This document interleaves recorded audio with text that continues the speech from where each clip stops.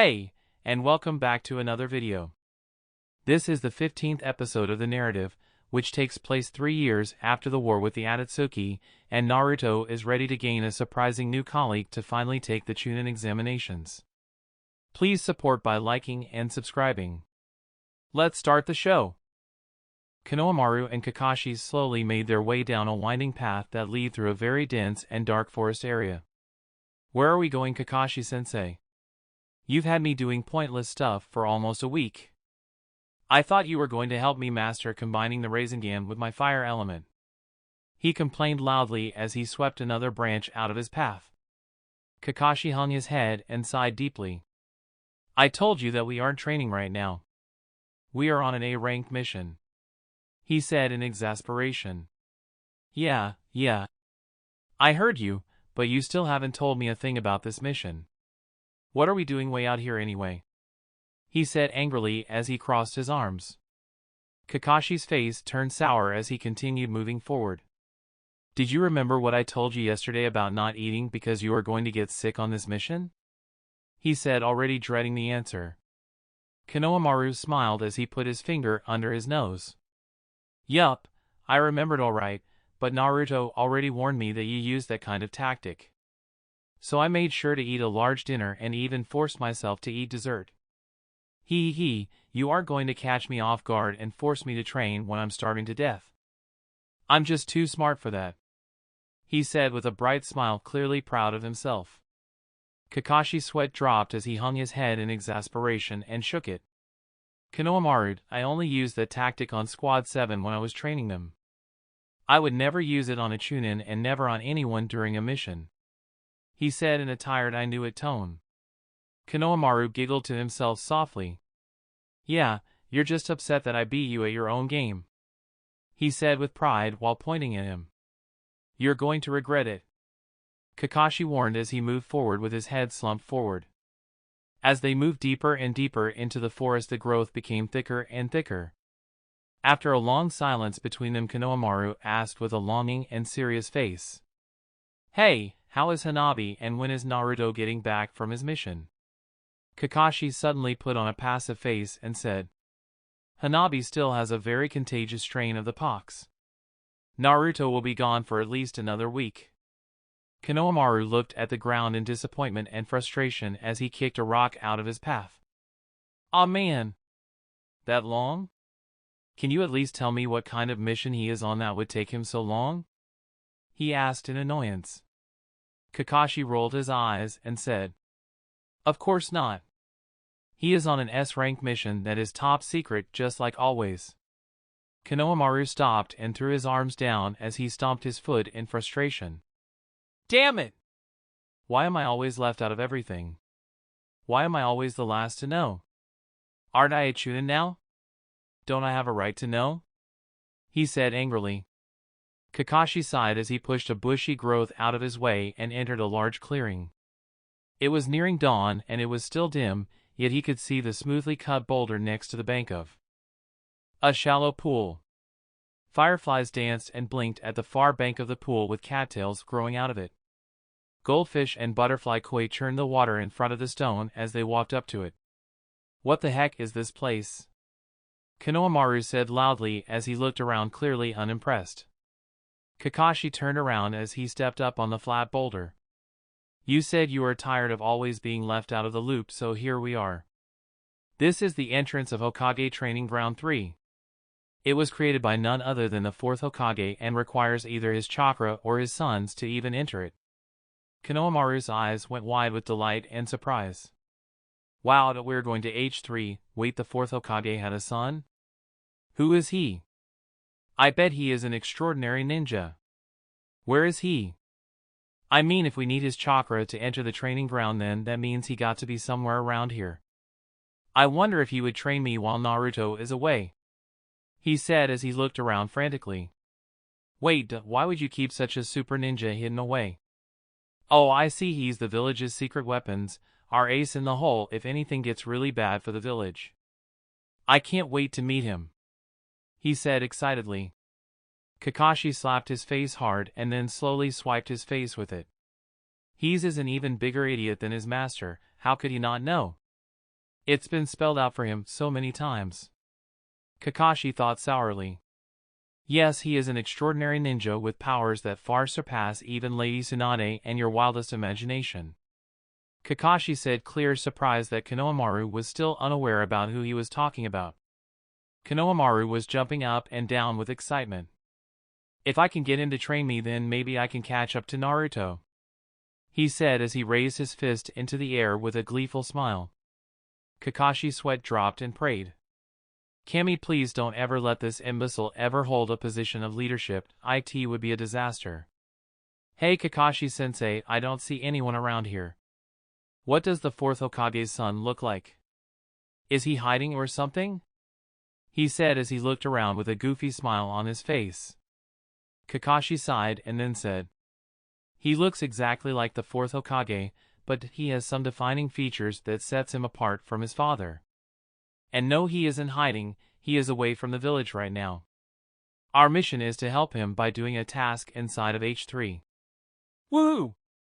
He jumped for joy. A mission to help the fourth Hokage's son, a super ninja. Just tell me what to do, Kakashi-sensei, he said happily and determinedly. Kakashi explained. Well, to enter you need a kunai spirit marker. You do have one, right? Konohamaru smiled brightly as he drew two kunais and held them above his head as he said, yup, I've got two of them, one from Naruto and one from Hanabi, Kakashi said in a reserved manner. Good, but you only need one, so use the more powerful of the two you have. Konohamaru's eyes darted back and forth in thought at the two kunais in his hands with an intense, questioning look on his face. How do I know which one is stronger? He finally asked. Kakashi gave him a tired look and said, of the ninja that gave them to you, which of them is stronger? Konohamaru thought about it intensely for a moment before his eyes lit up. He holstered one of them and held the other out in front of him. Okay Kakashi-sensei, I'm ready, he said while raising one of the kunais over his head. Kakashi gave him a sour look before saying, you're using Hanabi's kunai, aren't you? He gave Kakashi a reserved and confused look and said, yes, of course I am. Didn't you tell me to use the one from the stronger ninja? Naruto forfeited to her at the Chunnin exams. They would need to fight again for Naruto to prove that he is better. Kakashi looked down and sighed in exasperation. I knew it, he said to himself before turning to Konohamaru. Konohamaru, has Hanabi ever leveled a mountain or summoned a cyclone the size of the village? Has she ever stopped a war single-handedly? Has she ever? Never mind, I don't even want to know what you were thinking when you decided which kunai to use. Just use the one Naruto gave you, he said bluntly. Konohamaru gave him an annoyed look and said, well, why didn't you say that in the first place? I thought I did, he thought to himself. He drew his own cobalt blue kunai and said, okay, we are going to enter H3. You just need to hold your kunai to your chest like the way Naruto does when he uses his yellow flash jutsu. I'll handle the rest. Konohamaru gave him an odd, disbelieving look but did as he asked. Kakashi started going through hand signs for a long moment as the stone bench began to glow. Konohamaru started to feel weightless, like he was drifting up, and then suddenly he felt like something reached out and slammed him into the ground. He hit the ground with such force that it knocked the breath out of him for a moment. He gasped for air as his head swam. He turned a sickly green color as his cheeks bellowed before he got sick in violent heaves. He threw up for so long that he thought it would never end. When he stopped heaving, he curled up into a tight ball next to his small pile of vomit and muttered, "Stop the world, I want to get off." Kakashi only smiled at him in his nauseated state. Konohamaru opened his blurry eyes a few minutes later. His face was lying to the side on the cool grass near the still pond. Kakashi was sitting on the stone bench with a glowing orb-like jutsu hanging in the air above his head while he read a book. "Ugh," he said as he stirred. He managed to sit up on his knees while slowly drifting from side to side as he was still a light shade of sickly green. He wrapped his arms around his stomach while clutching at it as it churned. He heaved slightly, but chewed it back as to not get sick again. After he calmed his angry stomach down, he blinked a few times. While looking around to clear his vision, he saw the dark still pond and the stone bench by the shore. He shakily stood up and grabbed his dizzy head. Ugh! What happened? I feel like I just got out of Naruto's whirl and hurled jutsu, he said wobbly. Kakashi closed his book with a snap and looked over at him. I see you're finally awake. I guess I shouldn't have to tell you I told you so, but I told you so, he said with a smirk. Konohamaru looked around in confusion and said, Hey, I thought we were going to H3. This is right where we left from. Kakashi hung his head and sighed. It's like deja vu all over again, he thought sourly. Konohamaru's eyes suddenly went wide. Wait, Kakashi-sensei. Take me back. You didn't need to take us back for my sake. I can handle it. I won't get sick this time, I swear, he said desperately and quickly. Kakashi shook his head at the ground. Konohamaru, he said in a tired tone. You're a full-fledged monkey sage now. Be mindful of your surroundings. I thought you would understand better than Hanabi did, but it seems that I was wrong. Look around carefully, Konohamaru. Konohamaru looked around for a long moment and then turned to Kakashi with a confused look. He shrugged and said, I don't see anything different here. Kakashi's sweat dropped as he leaned forward slightly in his shock. When Kakashi mastered himself once more, he asked, I thought a monkey sage was supposed to know each and every tree like they were his home. Konohamaru shot him an annoyed look and said, Only if it's a tree I've climbed before. Konohamaru, don't you notice anything missing? Maybe the wind? He said knowingly. He looked around and said, Hey, that is strange. There is no wind here, and the fireflies are gone too. He looked around carefully and then said, This isn't the same forest where we just were, it only looks like it. It is too quiet here. Where are we? Konohamaru turned and gave him a perplexed look. Kakashi said, Well, at least you understand we aren't in the same forest. But where are we then? Konohamaru asked. This is H3. It is a pocket of time/space meant only for the use of the Hokage to train in exceptionally dangerous jutsu. H3 was created by the 4th Hokage and your grandfather after one of his jutsus went wild and destroyed Hon. Now his son has been coming here for over 4 years to train just like his father did, he said, and Konohamaru looked at him in awe.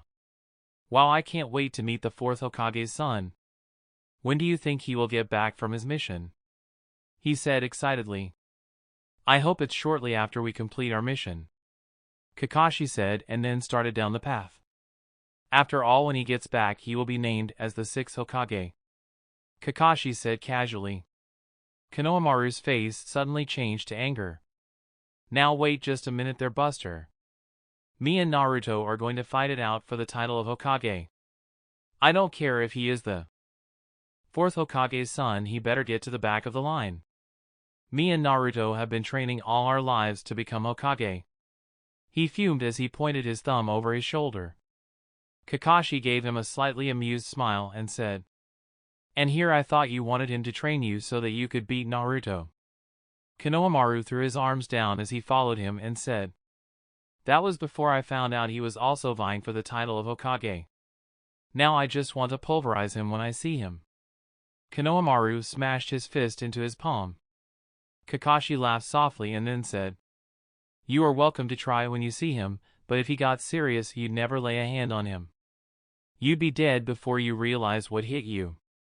Konohamaru crossed his arms with an annoyed look on his face and said, We'll just see about that when I meet him. They walked for some time before coming to the main gate of the village. As they were walking by dark, empty houses, Konohamaru quietly and curiously asked, Hey Kakashi-sensei, you said Naruto uses this training ground a lot, right? Does that mean he also knows the 4th Hokage's son? Kakashi never turned around as he continued forward down the street and said, Yes, he does. You might say they know each other very well. Have they ever sparred with each other? He asked. Kakashi looked up and thought before saying, You might say that they did. Konohamaru smiled as he put his arms behind his head and then said, I bet he wasn't so cheeky after Naruto beat him. Actually, it was a tie, they are even in power. He said, and Konohamaru's eyes went wide. He's as strong as Naruto? He said in disbelief. Kakashi sighed and said, Yes. That's what I said. Konohamaru quickly caught up to Kakashi's side as they walked down the street with his light orb jutsu leading the way. If he is that strong, how will I know it's him if I meet him? He asked intently. Kakashi said in a tired tone. His likeness is all over this place. You will see soon enough, we are almost at Main Street. They rounded the corner and Konohamaru caught sight of the glowing golden Hokage monument that lit up the streets in its warm dim light. He saw thousands of Naruto's chakra clones littering the road. His face changed to a boyish smile as he waved. Hey Naruto, when did you get back? The clones never moved. They sat still in their crossed-legged meditation position. Konohamaru slowly pulled his hand down as he looked at the clones in confusion. Hey Naruto! He yelled loudly. Kakashi gave him a queer look. They can't hear you, they have been put into stasis. Just follow me, he said and then leaped up onto a nearby building. Konohamaru looked around for a moment and then followed him. He landed beside him and then his eyes went wide in shock and amazement as he looked over the village to see thousands upon thousands of Naruto clones. Wow, there is so many of them. I didn't know he could make so many. Konohamaru said. In all. Why would he make so many only to have them sit there? Can't you think of a reason? Kakashi looked over to him and asked. Konohamaru turned slowly in a circle to get a full view of the village covered in Naruto clones with a wide-eyed blank stare. He turned until he faced Kakashi with his gaping stare of disbelief as he slowly shook his head unable to speak. This has been part of Naruto's 4 years of preparation to fight the strongest being in the world, he said as he returned his gaze out to the dark village. He blinked a few times and swallowed hard before gazing out on the village again. There must be over 40,000 of them, Konohamaru said while still trying to process everything that was seeing. I've counted over 60,000 and that doesn't even include all the ones that are hidden out in the forest. It is likely over 100,000 or higher, Kakashi said as he marveled at them for a moment before turning back to Konohamaru.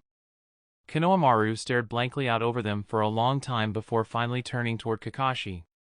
He sadly looked down at the ground as he clenched his fist. Why did he tell me that he was going to fight a being of such power? Why didn't he ask for my help? Who is this being for that matter anyway? He said in frustration as he clenched his teeth. Why am I always the last to know? He said as he clenched his fist so tightly his knuckles cracked. Kakashi chuckled softly to himself and never looked over at Konohamaru. Who said you weren't going to help him with his fight? He said subjectively. Konohamaru relaxed slightly, but looked even sadder. He never told me about any of this. He only told me that he comes here to train. And even now you are telling me the 4th Hokage's son is about to be named as the 6th Hokage when me and Naruto have been working all our lives for that, he said while lost in his sad thoughts and disappointment. Kakashi placed his hand on Konohamaru's shoulder and said, You can't sulk here. We are still on an A-rank mission, Konohamaru. Come on, we need to get going. Just make sure you don't disturb any of his clones. He leaped off in the direction of the Hokage monument. Konohamaru continued to gape sadly at the clones for a moment long before following him. They bound through the dim village carefully until they reached the bottom of the stairs going up to the Hokage monument viewing platform. Kakashi led the way up the stairs as Konohamaru followed. Hey Kakashi-sensei, what exactly are we doing here? I mean, what is this mission all about? He asked quietly as his mind was still trying to come to grips with all of Naruto's clones. Kakashi stated. I will explain that once we reach the top. Konohamaru looked down as he followed him silently.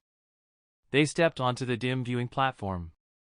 Hey, you're finally here, Konohamaru, Udon said with a smile. Konohamaru looked up as Moegi said. We were starting to worry that you might have gotten lost. Konohamaru gave them a confused look and asked, "Udon, Moegi, what are you doing here?" Moegi gave him an odd look and said, "What do you think we are doing here?" "We are here to help Naruto same as you." Konohamaru shook his head and said, "I'm not here to help Naruto. I'm on a mission to help the fourth Hokage's son." Their eyes went wide as Moegi said, "Wow, Naruto is the fourth Hokage's son." Udon said in surprise. That explains why he would always look at the fourth Hokage's face on the monument when he was talking about his father. Konohamaru gave them a perplexed look as he said, "No, that can't be true. Naruto's last name is Uzumaki, not Namake's." Udon looked at him in a reserved manner and said, "Konohamaru, it was customary for the women in the Uzumaki clan to keep their clan name after marriage. The fourth Hokage's wife was Kushina Uzumaki. She must have been his mother. That explains why Naruto has both their pictures on the center of his mantle." Konohamaru turned around slow towards Kakashi with a shocked and disbelieving look in his eyes. "Kakashi-sensei, did I ask this true? Is Naruto really the fourth Hokage's son?" he asked intently. "Of course he is, it's obvious if you just take a look at him. He is the spitting image of his father. Weren't you paying attention during Sakura's conspiracy theory speech on who the rightful Hokage should be? She even outlined most of his lineage during it," he said. Konohamaru wore a sad and pained look on his face as he looked down. "I kind of nodded off during part of that conversation. Why didn't he tell me any of this? He knows I'm the grandson of the third Hokage after all. And why did the fourth Hokage seal something so horrible into his own son?" he said distantly. Kakashi said, "Does who his father is change who Naruto is?" The answer is no, it does not. It's probably the same reason he didn't tell you about his eyes. As for why he sealed the beast into his own son, well, Naruto was the only vessel that could contain it. Naruto has two bloodline traits of sealing flowing through his veins. The one from the long-lived Uzumaki clan on his mother's side and one from the Namake's clan on his father's side. Sensei Minato had no other choice. Konohamaru shook his head at the ground and said, "Then I'm pretty sure I know what being he's fighting." Moegi gave him a curious look and asked, "Then who or what is it that he is fighting?" Kakashi will not tell us even though we asked him many times. He raised his head to look at her and said, "Moegi, seals don't last forever no matter how powerful they are. I should know, I had one on me for most of my life." Udon's eyes went slightly wide as he said, "Then you mean Naruto is fighting the nine-tailed fox? A being so powerful that not even the fourth Hokage couldn't wound it, so he sealed it away." Kakashi said seriously, "Wait, if Naruto is fighting the Kyuubi demon and his father couldn't kill it, then why are we here instead of out there helping him fight it?" Moegi asked curiously. "Because we can't help him fight the Kyuubi directly. Only Naruto stands a chance of coming to blows with it and not being killed by its chakra. As for what we are here to do, we, or rather Konohamaru, is here to destroy the time/space crystal that keeps three sealed away," Kakashi stated. "What? Why do you want me to do that?" Konohamaru said in shock. "Naruto himself handed us this mission. All of Naruto's chakra clones are sealed away in this place, so they are useless to him right now. After we break the jutsu that's holding this place in another time/space, all of his chakra clones will appear all over the village, then he will be able to use their chakra in his fight. Or at least I hope that's how it's going to work," he said in a reserved tone. Udon blinked at him a few times and then said, "What do you mean you hope that's how it's going to work?" Kakashi turned to Konohamaru and seriously said, "This isn't an A-rank mission for nothing. Messing with time/space jutsu is highly dangerous. If things don't turn out right, we are very likely going to die, or worse, be trapped in another time-space forever." "Why me?" Konohamaru finally asked after a long moment in thought. Kakashi eyed him carefully before saying, "Firstly is because the time/space crystal here is nearly indestructible and we would need a very powerful jutsu just to damage it. Secondly is because Naruto tasked you with this personally, Konohamaru. He believes in you and believes you alone can do this task. Konohamaru shook his head in distant confusion and said, "But you know way more jutsus than me and you're a much better ninjutsu user than me." Konohamaru, the fourth Hokage himself, made this time-slash-space crystal. He had the keenest mind of all the Hokages. He made this crystal as not only a time-slash-space jutsu holder, but also as a chakra absorber. If I hit it with my strongest attack, it would only absorb my jutsu and make itself stronger. He stated seriously. But what attack do I have that could surpass anything you could throw at it? He questioned him. Kakashi smiled slightly and said, "The fire-released Raisin Shuriken." "Kakashi, I haven't even come close to perfecting that jutsu yet. How can I use it when I'm not done creating it?" he asked in blank surprise. "Calm yourself, Konohamaru. That is why we are here. I've had Udon and Moegi training to aid you with chakra control. They will help you form the jutsu, then you will give it to me and I'll throw it," he said calmly. Konohamaru thought about it for a long moment as he turned around. "Konohamaru," Moegi said softly. He sighed and shook his troubled head at the ground. "No, it's too dangerous. I'm not going to put you all in that kind of danger. Naruto wouldn't do it and neither am I," he said as he turned around before looking seriously at Kakashi. "Eyes. I'll just have to do it myself," he said resolutely. "Time is of the essence," he said before Konohamaru cut him off. "I know, but this is something I need to do for myself because Naruto believes in me. I can't let him down. I'll do this no matter what." Kakashi smiled knowingly to himself as he took out Naruto's kunai spirit marker and then went through several hand signs. "Unsealing Jutsu Vault Release," he said, and the ground shook as stone tiles at the other end of the platform slid back, as they grinded to a halt as 4 feet tall stone pedestals rose up from the opening. The pedestal had sealing jutsus engraved all over it, and on top of it sat a 2 feet tall and 1 foot wide red crystal shard. The crimson crystal shined even in the dim light. Udon's jaw fell open in stunned surprise. "Is that really a time-slash-space crystal? It's huge!" Konohamaru eyed it without pause or reaction. His mind was calm while only thinking of the task at hand. In his mind, Kakashi, Udon, and Moegi no longer existed in the world. There was only him and his foe, the Crimson Crystal. Yes, that is the time-slash-space crystal Minato and Hiruzen created to hold this place together. "Udon, Moegi, follow me, it's not safe here anymore." "I've only seen Konohamaru this serious and focused once before," he said as he turned around and leaped over to the low-hanging eaves of the Hokage Tower. They raced to keep up with Kakashi as he bounded effortlessly to the top of the tower. Udon and Moegi had to be careful where they landed as it was covered in Naruto clones. "When was the other time you saw him this serious?" Udon asked carefully. Kakashi turned around and looked at Konohamaru from over the railing. "It was when he and Naruto fought at Hokage Training Ground 2 right after he got back from the Monkey Clan after obtaining the rank of Sage," he said as he watched Konohamaru's still outline starting glowing blue with chakra. "What happened?" Moegi asked and then swallowed hard as she looked at him from the nearby railing. Naruto held back, but Konohamaru went all out against him. He proved that day that he was a true sage like his grandfather, the third Hokage.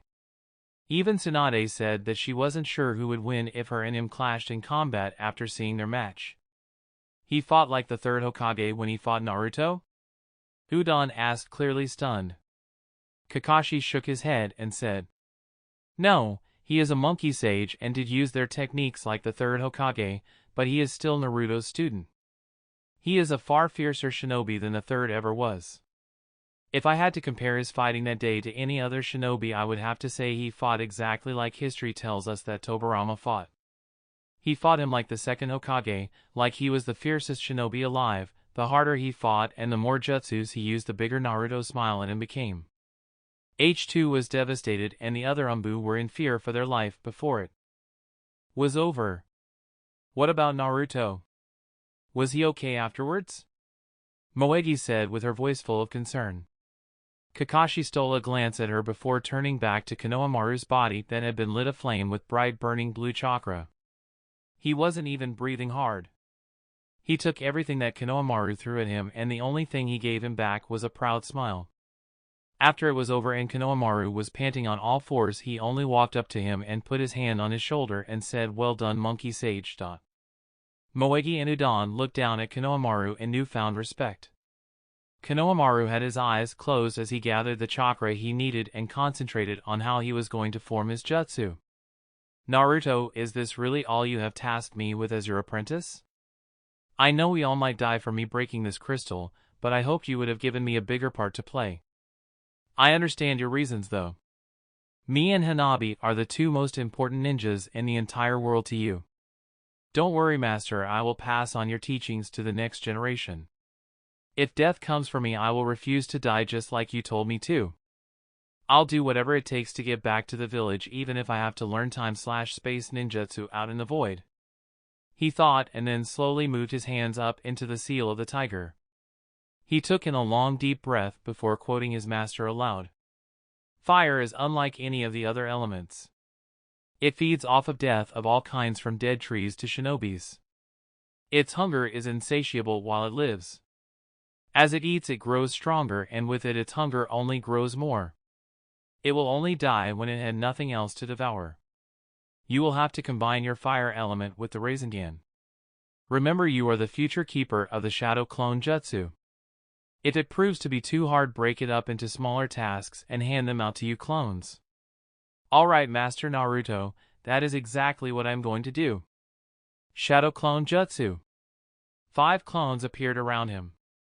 One helped him create the whirling glowing blue ball, while the other 4 held their hands out and streamed fire into it. Konohamaru strained to keep control as his clones formed the jutsu as the whine of a roaring fire grew louder and louder. "Have to hold it together, I can't force too much chakra into it too quickly," he thought through gritted teeth. He strained to form his chakra into the fan-like blade of Naruto's wind-release Rasen Shuriken. He fought with all his might, but the jutsu collapsed in on itself and dissipated with a dull pop noise. Konohamaru was breathing hard but was still eyeing the crimson crystal with indomitable determination and resolve. Udon wore a slightly scared and disappointed look on his face before saying, "He failed, what are we going to do now?"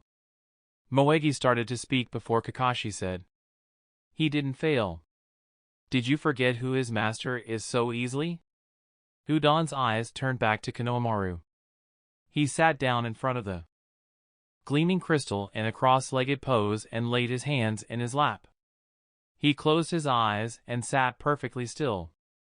Moegi tilted her head at him curiously before asking, "What is he doing at a time like this?" "You can only fail if you give up, Moegi. Konohamaru is just like Naruto. When he gets knocked down, he will pick himself back up and keep trying until he gets it right. That's why Naruto put his faith in him to complete this mission. It's not working. No matter how hard I try to form the fire chakra into blades like Naruto does with his wind, it only snuffs out the fire. If I don't fully form it into blades, then the jutsu will not hold long enough for me to throw it. It will be too unstable and fall apart before I can hit a target with it." He thought as his mind became stiller and calmer with each passing second.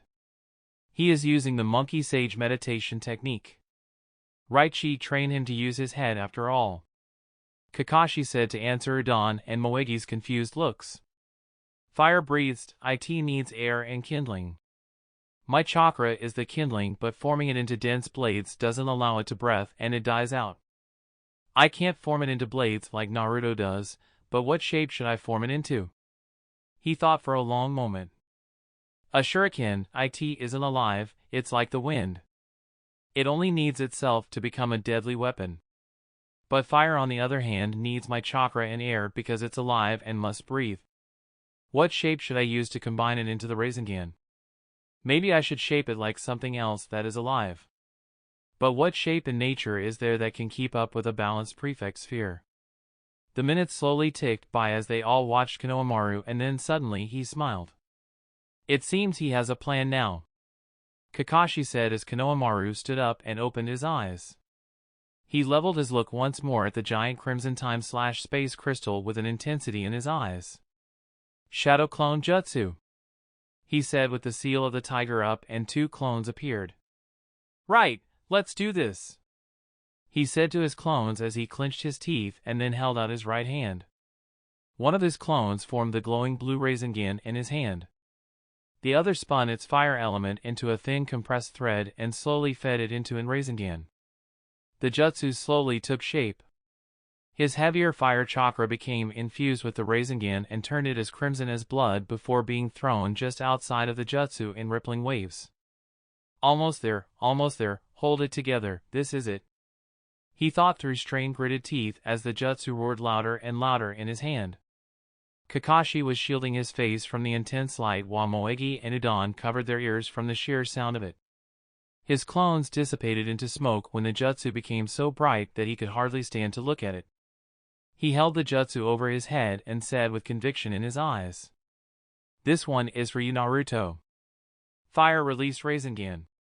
He reached back and hurled the rippling crimson jutsu with all his might. It raced across the viewing platform and smashed into the crystal, where it grew and expanded to the size of a house. The crystal glowed dimly white and started absorbing the jutsu as fast as it was trying to expand. The enormous heat from the jutsu caused the tiles around the pillar to crack and shatter. The jutsu began breaking down into smaller explosions that the crystal drew into itself. By the time it absorbed the whole jutsu, it was glowing a blinding white. Damn, Konohamaru said between his labored breaths as he propped himself up on his knees. It didn't work. Kakashi moved his arm that was shielding his face and looked down at the crystal. It was still blinding to look at but was slowly growing dimmer. He jumped down to the platform, followed by Moegi and Udon with worried looks on their faces. Moegi went to Konohamaru and helped him into a sitting position on the ground. "Are you alright, Konohamaru?" she asked with concern in her voice. "Yeah, but I'm going to have to do it again," he said breathlessly as sweat rolled down his face.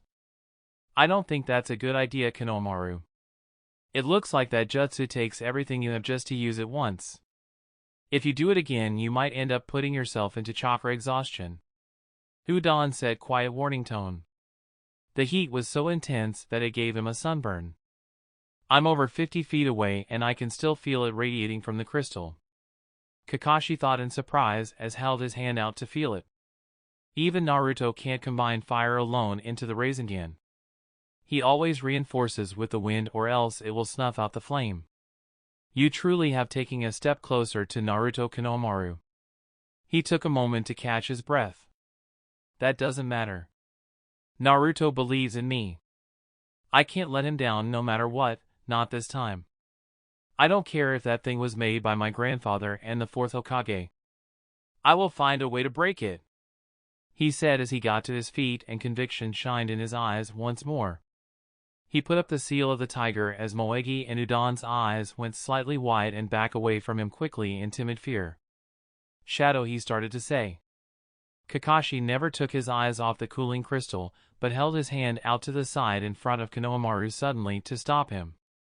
Konohamaru gave him a confused look and Kakashi said, "Don't be in such a hurry. Just watch." Konohamaru shot him an annoyed look and bluntly said, "I need to break it, right? It's not broke. What do I need to watch for?" Kakashi continued to watch the fading crystal for a moment as it dimmed down. The crystal that had once been a shining crimson color slowly faded to a dull purple hue. The seconds slowly moved by until there was a pop noise that echoed through the silent village. Konohamaru's annoyed scowl suddenly turned into a blank look of hopefulness as he saw a small crack appear on the upper left side of the crystal. Kakashi, Moegi and Udon watched as they held their breaths in anticipation. A cracking noise sounded twice more in rapid succession and the small crack forked off in 2 directions before the crystal fell forward off pedestal. It clattered to the ground as a gust of wind blew. Kakashi's eyes went wide with shock. Amazing, he broke the time/space crystal made by 2 of the Hokages on his first try. Naruto was truly right to place his faith in him. Even Lady Tsunade and me together couldn't have broken that crystal. Amazing, simply amazing Konohamaru. He thought as the dim blue night sky seemed to shatter and fall away. Get up. It's time for breakfast, Rukian. An older woman's voice yelled at him, and then he heard footsteps storming off. He groaned as he rolled over and buried his face into his pillow before pulling the covers over his head. Man, why do I have to get up so early today? Can't they announce the Chunnin squads at a normal hour? He mumbled to himself in dismay. He sat up and yawned loudly while stretching. He looked around sleepily as he blinked a few times to clear his blurry morning vision. He sighed deeply and looked sourly out the dark window near his bed before saying to himself, "The sun isn't even up yet." He got out of bed and opened one of the 3 small drawers under his bed to get his clothes. He got dressed and tiredly went across the hall where he waited into line with the other orphans to use the bathroom. Once inside, he stood before a small mirror and wet his hands in the sink. He styled his fiery red hair just like his idol, Naruto, into spikes. He cleaned the sleep out of his emerald eyes and washed his face before heading down to the long breakfast table. The other 12 orphans that lived there were already eating quickly when he sat down. He started gnawing on some plain toast on his plate as the head mother glared at him sternly. The head mother was an old skinny woman with a hooked nose, a wrinkled face, and short white hair. "Rukian, you aren't the only one that lives here. I shouldn't have to keep coming back to wake you up all the time. Next time I will send you to the academy without breakfast. We will see if that rectifies your little sleeping problem," she stated sternly. "Yes, head mother Yahiko," he said in a tired tone. Yahiko's eyes narrowed at him in a scowl and said, "I've arranged for Joel to take you all to the academy today. He should be coming down any minute. So you had best finish your breakfast before then." Rukian rolled his eyes at his toast. "Joel, that sadist, oh joy. He takes every opportunity to discipline me that he can think of. Why couldn't it be Hikario? She's always so nice to me. And today was supposed to be a good day," he thought as he quickly scarfed down his 2 pieces of plain toast. A moment later, a middle-aged, tall, skinny man with brown hair and brown eyes came down the stairs. "Come now, children, it is time to go," he said as he clapped his hands together twice loudly. They all lined up at the door. Rukian took his time getting into line to be in the back, away from Joel as much as possible. Joel turned around at the door and inspected the line for a moment. "Rukian," he said, and then Rukian cringed and swore under his breath. "To the front of the line. I want you where I can keep an eye on you. We don't need you wandering off now, do we?" he said musically with a fake smile. Rukian tried not to give him an agitated look as he walked up to the head of the line. Joel leaned down to him and whispered to him, "I should hope a self-centered snotty brat like you can at least lead the line to the school." Rukian knew better than to show his anger to Joel. He knew Joel was trying to bait him into making a scene to give him an excuse to disciple him. He gritted his teeth in a smile and softly said, "Yes, Mr. Joel. All right, everyone, we are leaving. Farewell, Lady Yahiko," he said musically with a smile as he opened one of the double doors. It was still dark out and the first rays of light from the morning sun were just creeping over the top of the Hokage monument. Rukian filed out and promptly tripped right on his face. He sucked in his breath in sharp rasps as his eyes watered in pain. Ouch. "Oh, that smarts," he said as he rolled over and covered his face with his hands. "Rukian! What have you done now?" Joel yelled at him and then emerged through the door. Joel's eyes went wide for a second before putting on a cheery strained smile again. Rukian sat up and peeked through his hands while in pain at what he could have possibly tripped over that was right in front of the door. He could only make out the blurry outline of a man sitting crossed-legged in meditation with blondish hair. "My deepest apologies, great sage," Joel said with a low bow. "I will make sure the boy is whipped accordingly for disturbing you." "Great sage," Rukian said while holding his nose before his face went wide with surprise. "Sensei Naruto, what are you doing meditating right outside the orphanage?" he asked intently and curiously. Naruto sat perfectly still with his eyes closed. His white sage uniform was covered in gray tree moss and there was even grass growing out of his left sandal. Joel shot him an angry look and sternly said, "You will not address him in such an informal manner ever again, Rukian. You will address him as great sage or hero of the 5 nations." Rukian was oblivious to Joel's words and smiled proudly as he pulled out a water balloon. "Hey sensei, look at this," he said as he kneeled down to Naruto excitedly with the balloon in his hand. He closed his eyes in concentration and a moment later the balloon became bumpy all over before bursting, showing him with water. "Pretty good, huh, sensei?" he said with a boyish smile, clearly proud of himself. "Sensei," he said questioningly, and then he looked around as the sea of Naruto clones blanketing the area as far as he could see. Joel and the other students coming out the door eyes went wide in stunned shock as they gaped at the sheer numbers of Naruto's clones all over the village. So many clones. What is going on? This is extreme even for the great sage, Joel said as he marveled at them all. The cool desert night began to ebb and wane as the eastern skies started to glow light purple and pink.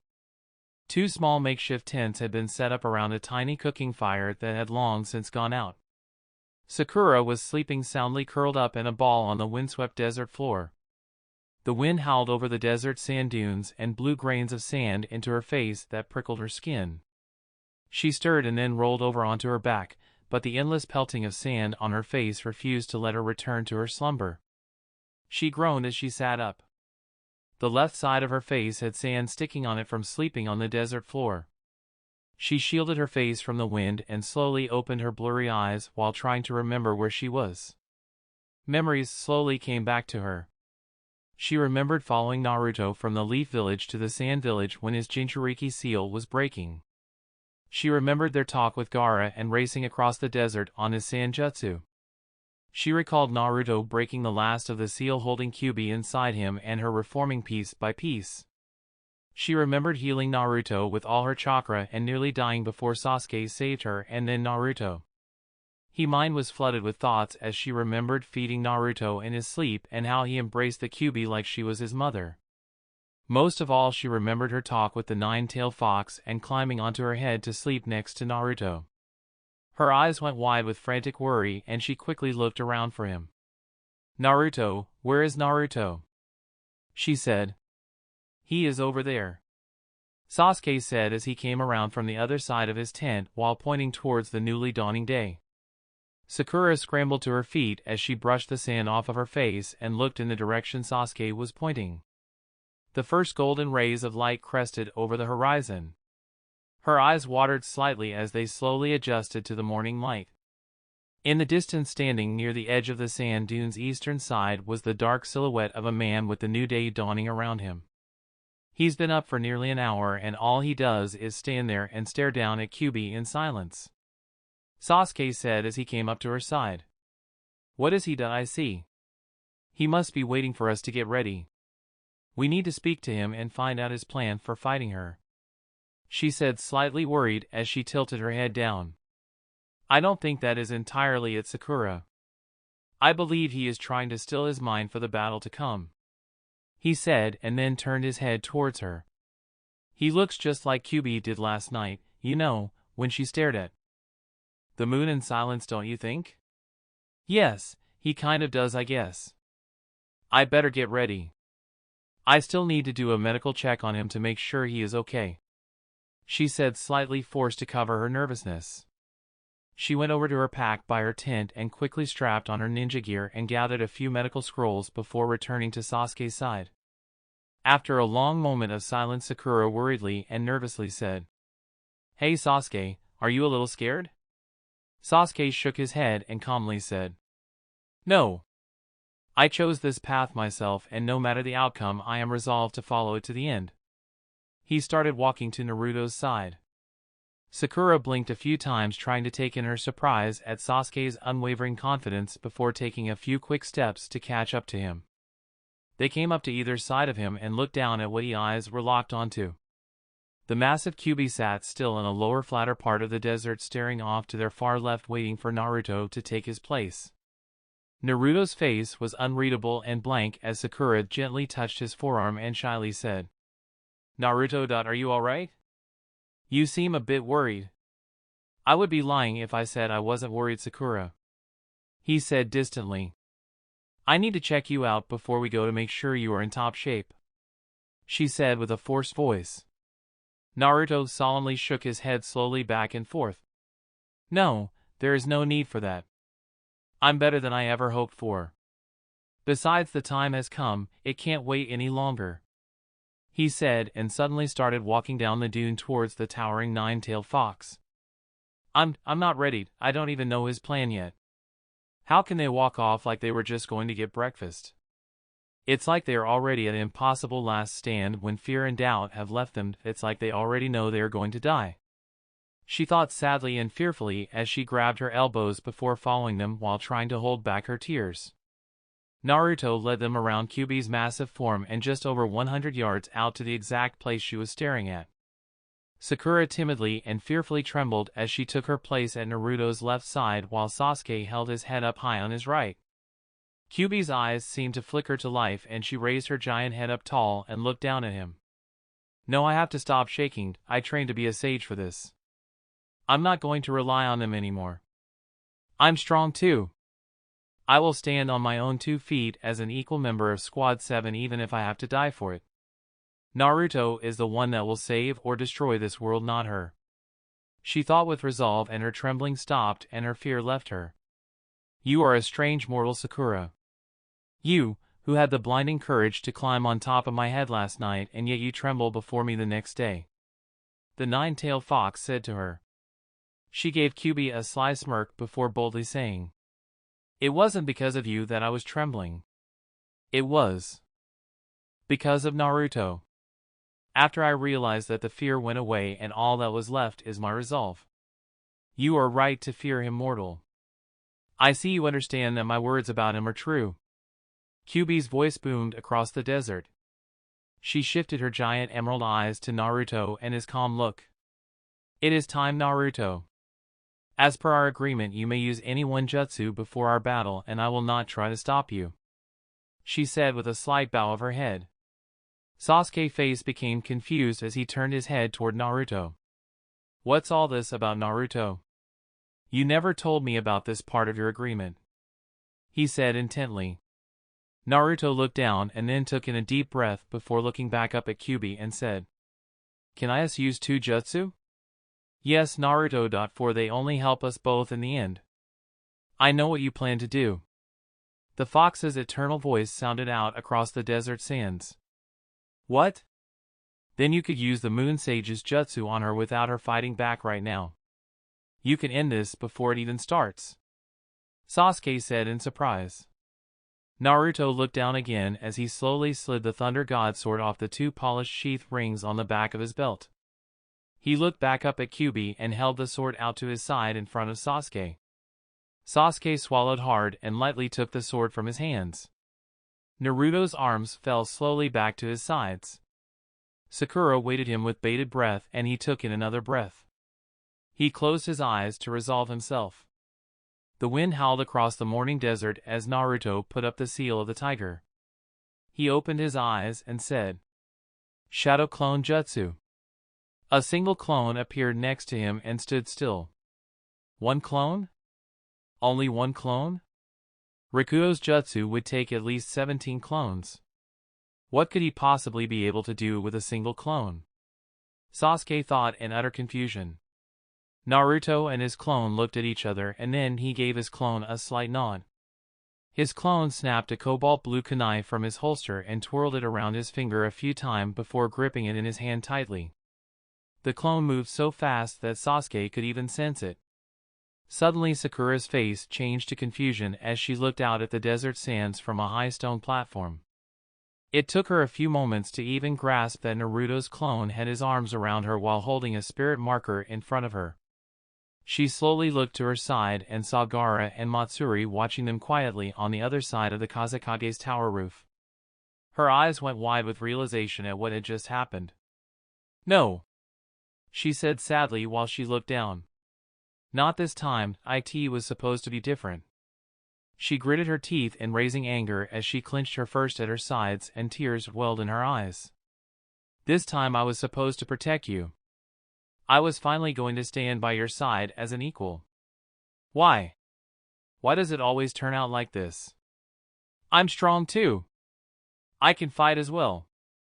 That's why I became a sage Naruto. She yelled emotionally at him.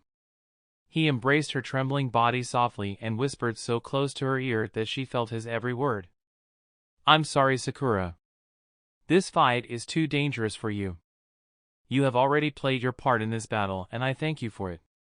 Without you I could have never made it this far.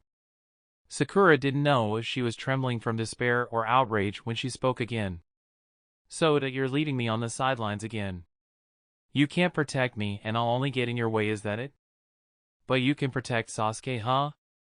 The Naruto stood gazing out over the desert from over her shoulder. No, I can't really protect him either, but I need him for this fight. I'm still too weak by myself. He said like he was cursing himself. Sakura's anger subsided, yet she still trembled in his arms. You mean Sasuke is going to? The odds are definitely not in our favor, Sakura. I will not try to soften the blow. We both will almost certainly die, but what we are trying to do is worth laying down our lives even if it's only a sliver of a chance that we succeed. He said to her softly. Sakura's lips quivered and tears broke the rims of her eyes. Promise me on your Nindo that you will return. After all, you've never broken your Nindo and you have to become the Hokage still. She said, trying to hide the fact that she had lost faith in her own words. I will be the 6th Hokage, Sakura-chan, but my reign will probably only last a fraction of a second. It might not even be recognized, but I will know I held the title of the strongest ninja in the Land of Fire, if only for an instant. He told her with conviction. She swallowed hard and begged him with devastation in her eyes. Promise me. He shook his head softly and said, no more promises on my Nindo, Sakura-chan, it's beyond that now. But, she said with a quivering voice as she shook away her tears. But I love you. I really want to tell you that, even though I know it will only hurt you, but I just can't right now even though it's my last chance. She thought sadly before raising her head again. She took in an unsteady breath and said with a lost voice. What am I supposed to tell Hanabi? How can I face her after this if she survives? What am I supposed to do, Naruto? Naruto winced like someone had stabbed him as he looked away. No, I can't leave her that type of message. I can't tell her how I really feel. It's almost over. I only need to be strong a little longer even though it is so painful. He thought as he looked down. Sakura didn't even need to look at his to know what he was thinking. It took Naruto a brief moment to master his thought again and speak. Tell her that you understand, Sakura-chan. Thank you and I'm sorry for everything, goodbye. He said, and then his clone embraced her tightly before dissipating into smoke. His words echoed hollowly in her soul as she felt Naruto's touch leave her. Goodbye. But Naruto never says goodbye. She thought blankly and finally it hit her fully that he wasn't planning on coming back. No, not this time. Naruto and Sasuke are the two people I care about most in this world. We are Squad 7. The three of us are one. If they're going to fight to the death, I will be there too. I'm not some dainty flower that needs to be protected. I'll go after them and help them even if they don't like it. She thought with conviction as she stepped up on the railing and leaped out into the air above the desert. She suddenly felt something grab her and slam her back down onto the top of the Kazekage Tower. She angrily looked over her shoulder and saw Gaara holding up the half-seal of the tiger as sand coiled around her wrist. Gaara, what are you doing? Let me go this instant. I have to go help Naruto and Sasuke. Those two idiots are hopeless without me. They need me even if they don't realize it now. She yelled at him as she fought against his sand. When she managed to break one thick strand of coils, two more would pop up and bind her again before she could get away. She broke the sand and it would bound her again and again until she was panting on her knees with her wrists sticking through a glittering 3 feet tall pile of hardened sand. She shook her head in frustration and begged him. Gaara, what reason do you have for doing this? Just let me go. He calmly said. I'm sorry, Sakura. I can't break my promise to Naruto. I cannot let you go. Her eyes went wide in sad realization. Flashback. They were just outside the sand village and Naruto's seal was breaking.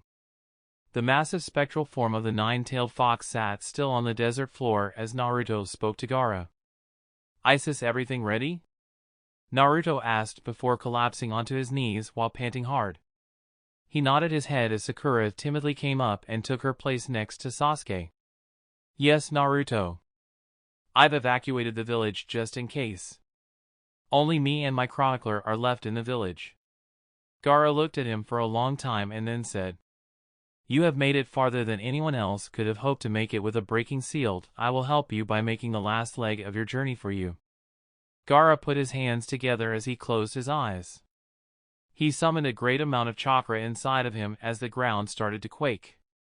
He strained with all his might and lifted the four of them up into the air on a giant sand disk. Gaara opened his eyes and said, This sand will take you to the heart of the desert, Naruto. The only thing I can tell you is I believe in you, my friend. Defeat the fox and become a Hokage like no other. Naruto looked down at him from high in the air and said through gritted teeth, Remember your promise, Gaara. I would die before I broke that promise, Naruto. Never lose heart, never forget who you are fighting for, great hero of the 5 nations. Gaara yelled back to him with pride while waving his hand as the sand disk rose higher into the air and speed off over the cliffs heading for the heart of the desert. End of flashback. I know you might not like it, Sakura, but Naruto wants to keep you safe. On my Nindo I swore that I would keep you safe and I will die before harm comes to you. He said calmly as he turned to look back out as the desert. Sakura looked down sadly and said, Damn you, Naruto, this isn't fair. It's not fair at all. I don't need Gaara to protect me.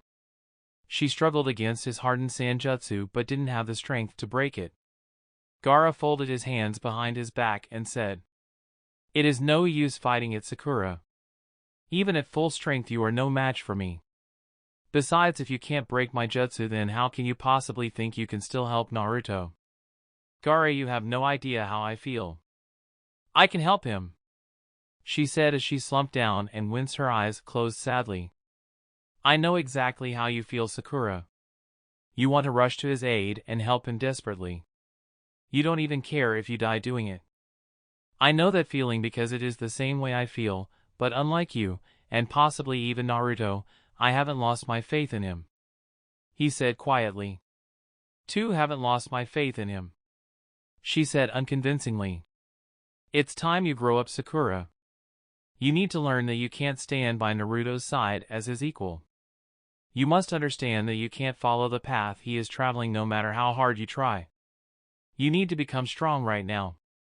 It takes much more strength to have faith in him than it does to rush to his aid when you will only die, he said like he was talking more to himself than her. Sasuke gave Naruto a blank expression that slowly faded as he came to understand. I get it. So you didn't want Sakura here. You're protecting her even still, he said with an understanding look on his face. That's right, Sasuke. I don't want you here either, but it's unavoidable now, he said seriously. I see then, you and the accursed Uchiha will be fighting together. So be it. Kyuubi's voice boomed as her rage started to rise. Kyuubi turned around and pointed her head towards the sky. Sasuke grabbed the hilt of the Thunder God Sword before Naruto stopped him. No, Sasuke, not yet. I used my jutsu, now Ruby will use hers, he said without ever looking at him. Sasuke wore a curious expression before asking, This is part of your agreement with her, I take it. Do you know what she is about to do? He nodded his head quietly and didn't speak for a long moment. Well, Naruto? He questioned him expectantly. Naruto watched Kyuubi open her mouth as the air around them seemed to become eerily cold. She is going to reclaim the part of herself that my father sealed away. She's going to take back the darker part of her soul from death itself, he said without emotion. Sasuke started before saying in shock. She's what? Naruto, you can't let her do that.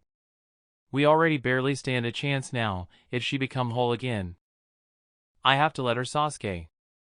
She kept her word and let me send Sakura away, now I have to keep mine. I need her to be whole again for this fight, he said in an absolute tone. Sasuke's mind spun in confusion at his words, and it took him a moment to calm himself. What will happen if she becomes so much stronger? If she takes back her inside, she will lose all the reasoning she has and become like a mindless beast of destruction. Tell me you have a plan to kill her or seal her away, Sasuke said intently. Naruto chuckled softly and said, You always called me dumb when we were younger, but you never did get it. Get what? He asked in a reserved tone. This never was a fight to kill or seal away Kyuubi, he said with a smile on his face. Then please tell me we aren't out here to become martyrs to the village, Naruto. What exactly did you promise Kyuubi? He said with concern. The way to stop hatred and war is to truly understand one another. Jiraiya taught me that. Shortly after I ended the Fourth Great Shinobi War, I came to realize that the seal holding Kyuubi wouldn't hold for very long, not even a year. I still had many things I needed to do before this day came. I spoke with Ruby and we came to an agreement. I would let her out of the internal cage that she was in and she wouldn't try to take over my body or destroy my mind. Our agreement did not come without its price, as you already know. I couldn't bear any children because of it. Yet because of that the seal survived nearly 4 years and allowed me to train Hanabi and Konohamaru. I only had to agree to something that I knew I would one day have to do anyway, he said as he watched a black swirling cloud forming in the sky above Kyuubi's head. So what exactly are you planning to do, Naruto? He asked intensely with a hint of annoyance. I'm going to save the nine-tailed fox's soul by taking away all her hatred and put it into myself. I'm trying to redeem her and turn her back into what she once was, he said seriously. Sasuke was speechless for a long moment, trying to come to grips with just how loftily Naruto's aspirations truly were. You really think we can do something this insane? He said blankly in shock. He turned to him, a smile hollow yet hopeful, and said, Realistically, I doubt it, but there is always hope that we might pull it off. Besides, we won't know what we can do until we try, and I've never been a realistic ninja anyway. Sasuke's sweat dropped and gave him a queer expression of disbelief before saying, You mean to tell me that I followed you onto the field of battle to fight the most powerful being in existence, that you are letting it become strong before our eyes? With our only hope being a jutsu that we aren't even sure of exactly what it does, when even you think we can't win. This has to be the stupidest thing any ninja, person or being has ever done, Naruto. What reason could you have for even attempting this follies? Errand? Because I've got something to prove, Sasuke, he said calmly. Sasuke yelled at him in outrage. The only thing you're gonna prove is that you are the stupidest shinobi on the face of the planet, you moron. Naruto shook his head lightly and looked up at Kyuubi. I'm trying to prove no one is beyond redemption, Sasuke. Everyone can truly understand each other if we try hard enough. If I can redeem her, then even if I die doing it, I will have proved anyone can be saved. Even if death takes me, it will be proof that the 5 ninja nation can unite in a lasting peace. That has always been my dream, to accomplish that as the greatest Hokage. I'm not going to quit or back down just because I will probably die. The chance to achieve this is worth laying my life on the line, he said seriously. If you want to back out now, Sasuke, I can still jump you back to the Sand Village as soon as the battle starts. Sasuke gave him a sour expression as he thought out loud. To leave you here alone with Kyuubi when a gateway to hell is open in front of me. For the sake of humankind, I think it would be best if I don't take your title of the world's stupidest shinobi. You'd probably screw up and somehow manage to leave the gateway to hell open. I don't want to even think about what that would happen in that case. I guess if you are stupid enough to try this against all the odds, then I'll just have to be crazy enough to follow you, he said with slight grin, which Naruto stole a glance and returned his grin. Hey Sasuke, thanks for helping me, he said honestly while watching Kyuubi. Thanks for saving me from myself. I think I understand now why you want to save her as well, and I believe there is more to it than uniting the 5 nations. Sasuke said honestly and knowingly. Naruto smiled as he looked down and nodded his head in agreement. Yeah, what can I say? Ruby is my friend too, and you know that I will not stop trying to save my friends if they need me. He said honestly. The swirling dark cloud dominated a great portion of the western skies when Kyuubi's body suddenly flared to life with red chakra that radiated pure hatred. She snarled and crouched low as her demonic eyes scowled into the gate she opened. Her tails fanned up into the sky and 2 giant red chakra hands shot out of them and into the darkness of the gate. The wind blew like a hurricane from the force of her chakra's movement. Sasuke shielded his face from the blast and fought to stay upright. Naruto quickly took hold of him and leaped backwards. What's happening? He yelled through the wind as Naruto landed and leaped back again. It started. Whatever you do, don't use your jutsu to look into the gate to hell. You'll die! He yelled back to him as he looked away.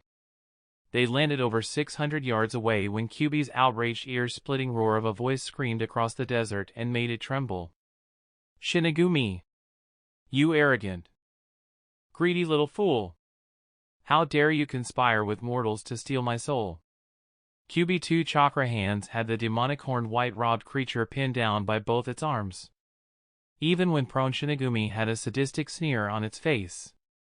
You dared to help him seal my soul into a frail human body, all for one mortal soul.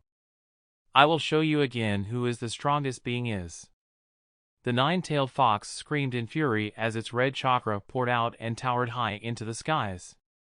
Every hair on Kyuubi's body flickered like a flame, radiating in its outrage and hatred for Shinigami's very existence. The demonic fox's chakra burned like an inferno for over 200 yards around it, searing very desert sands into molten glass. The sheer heat coming off of her became too much to bear for Naruto and Sasuke, forcing him to put more distance in between them. Kyuubi's towering chakra not only burned into the skies, but floated off of her like a dangerous mist that filled the area near her like poison fog falling out. Naruto was frantically leaping back as fast as he could to keep out of range of the intense ever-growing chakra and heat coming from her. Kyuubi's body suddenly tensed lower to the ground and the chakra mist started to move back towards her. Sasuke yelled as loud as he could, though the gale force winds. She's drawing in an ungodly amount of chakra. There is no way we will survive the blast. Use the yellow flash to jump us away. Naruto was leaping backwards from sand dune to sand dune at such incredible speeds, he almost looked like he was using time/space ninjutsu. As he arched back and forth from dune to dune, he yelled back. I can't, Sasuke. I can't use any jutsu. I gave my nindo on it. Sasuke barely heard him even though he was inches from him through the screaming wind.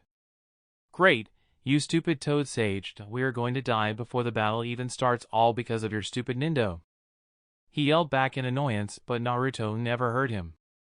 He was too busy leaping and dodging for both their lives. Kyuubi screamed in both fury and pain as her chakra became so dense that it exploded upwards into hundreds of huge chakra arms that shot into the darkness of the Hell's Gate. The force of her attack sent a tsunami of shattering glass shards, molten lava and burning sands racing across the desert at incredible speeds.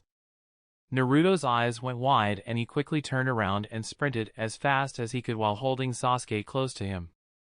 Oh shit! There's no way I can outrun that.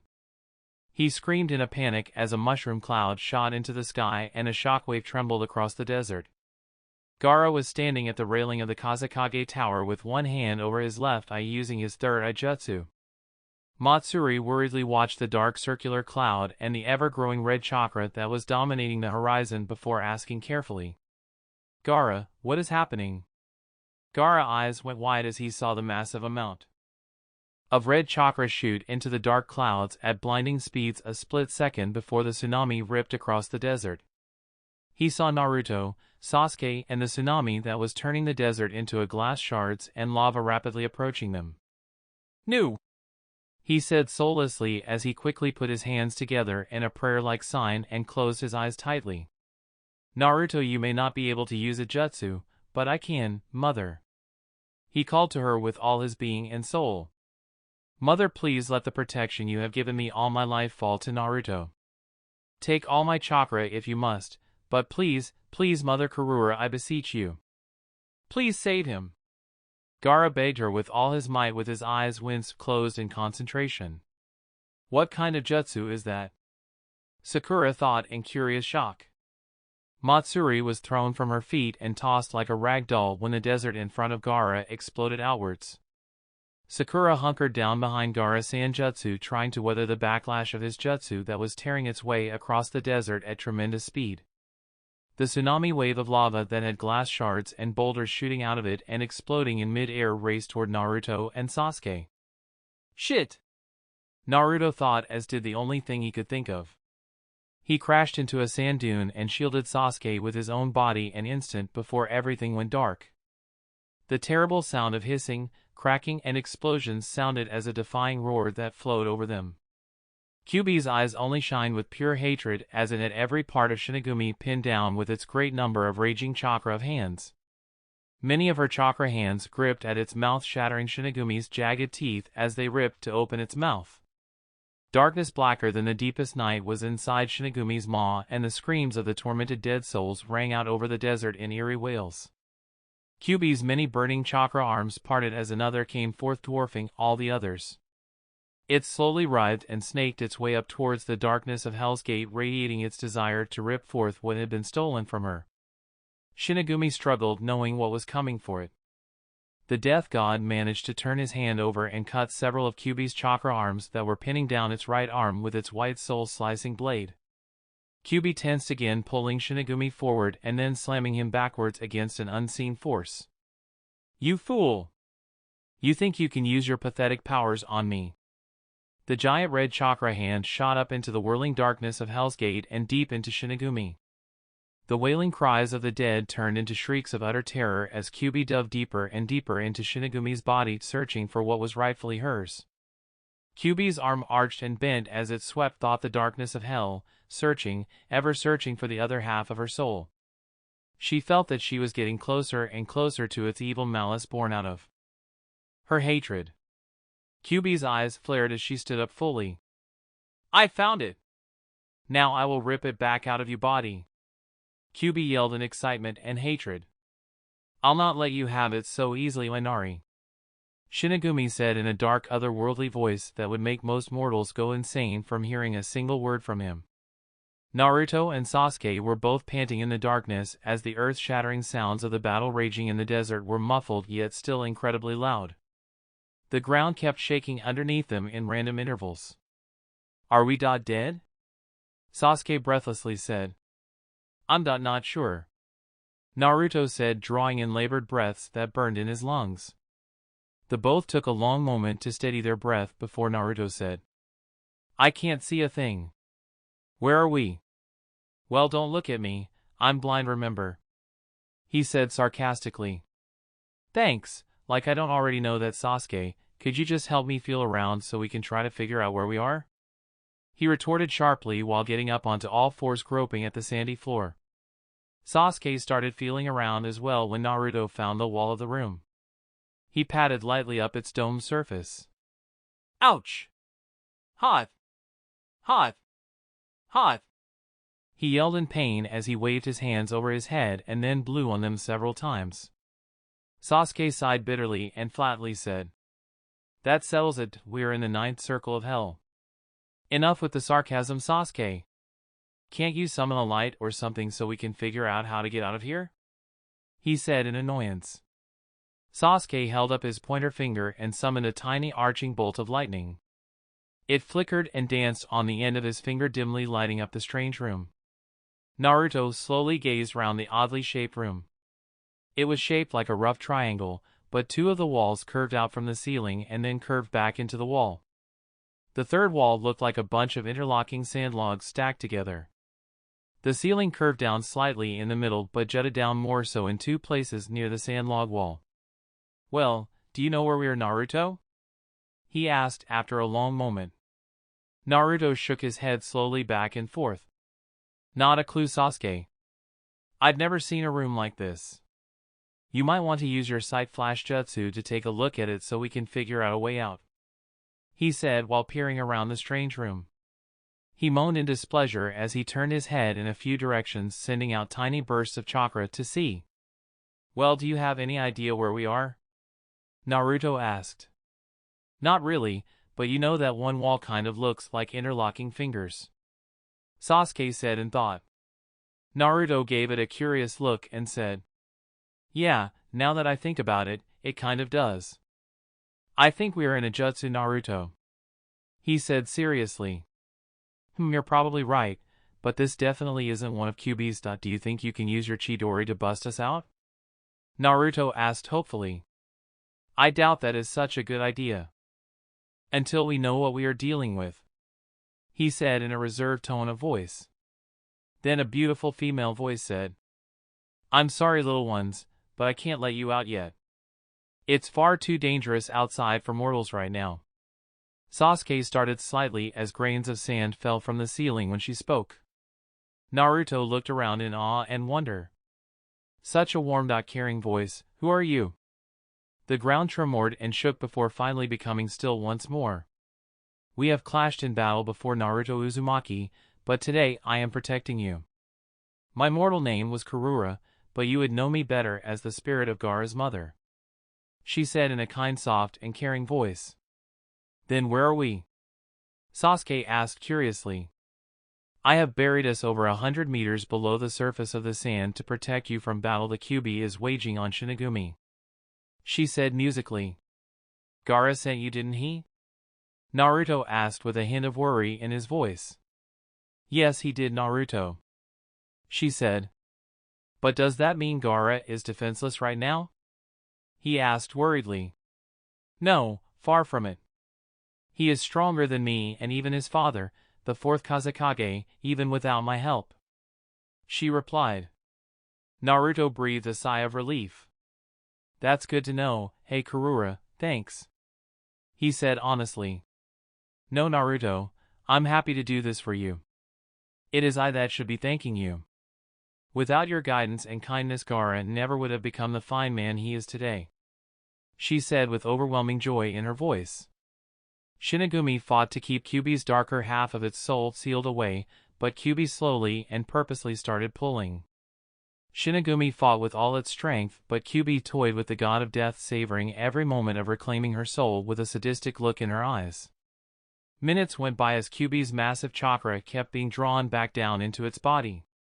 The god of death felt Kyuubi's darker half reach its mouth and struggled to close its jagged maw. Kyuubi strained to hold the demon's mouth open as darkness poured out of Hell's Gate into the sky in writhing streams of evil darkness that towered into the heavens. Day turned into night as the darkness of Kyuubi's soul started emerging from Shinigami's mouth.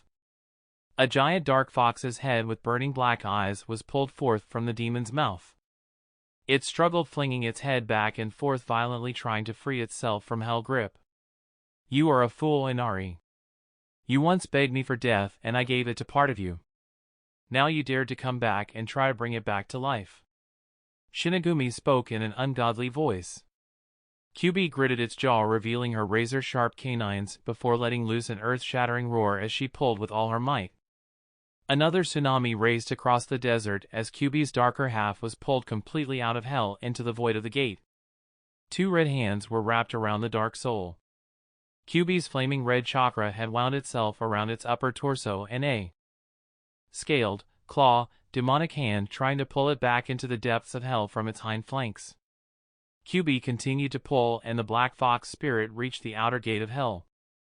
The dark fox braced its legs on the edges of the gate and helped pull itself forward. Sensing its freedom, it let loose a ghastly roar that stripped the few clouds from the sky with its desire of destruction and death of all life. Its 9 tails took to the skies and fanning out over the heavens, casting a dark evil presence over the landscape. Both halves of Kyuubi struggled forward, but were locked in a tug-of-war with the death god where both sides were pulling but neither side moved. How can you still have the strength to fight me? Kyuubi screamed in outrage that sent out another shockwave across the torn desert. That part of your soul is too dark for this world, Inari. That is why I helped a mortal seal it away. It no longer belongs in this plane of existence. With it you will only bring disaster and destruction to this world and to yourself. You cannot return to what you once were as long as you have it, not matter what you do. Shinagumi's demonic voice rang out to her.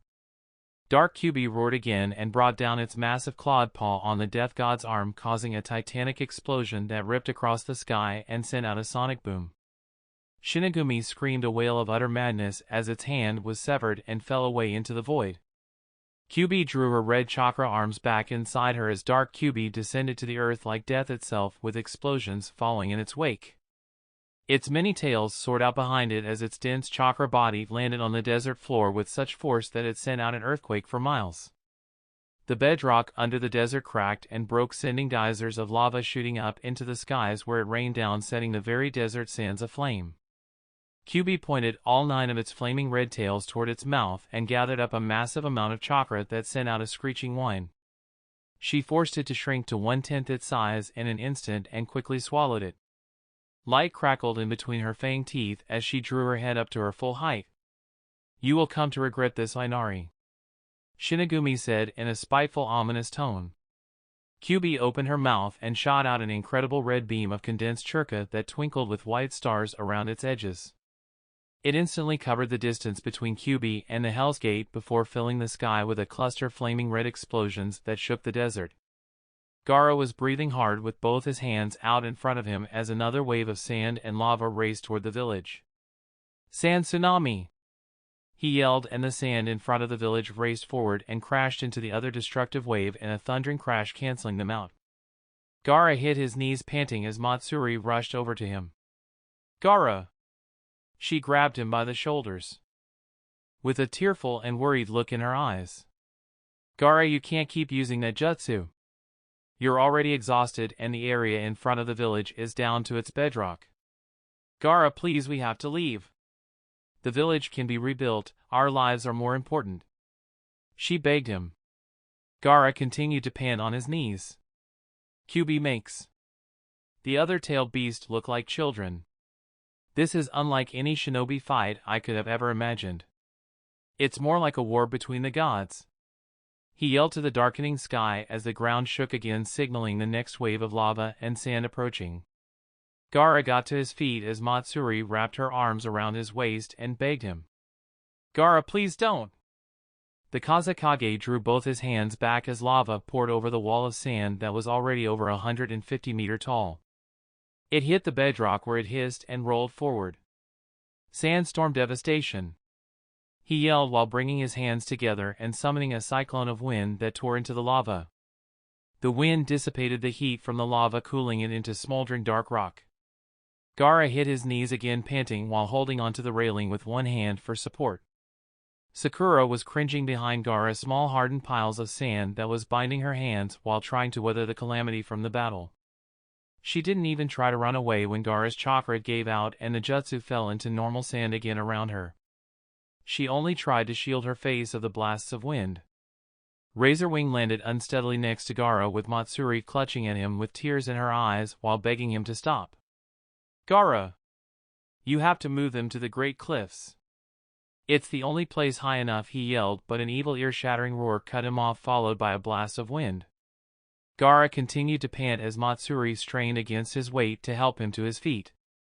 Sakura fought to stop her legs from trembling. "Kyuubi, she really meant what she said about deciding the fate of the entire world. I can't stay here, I have to move or I'll die."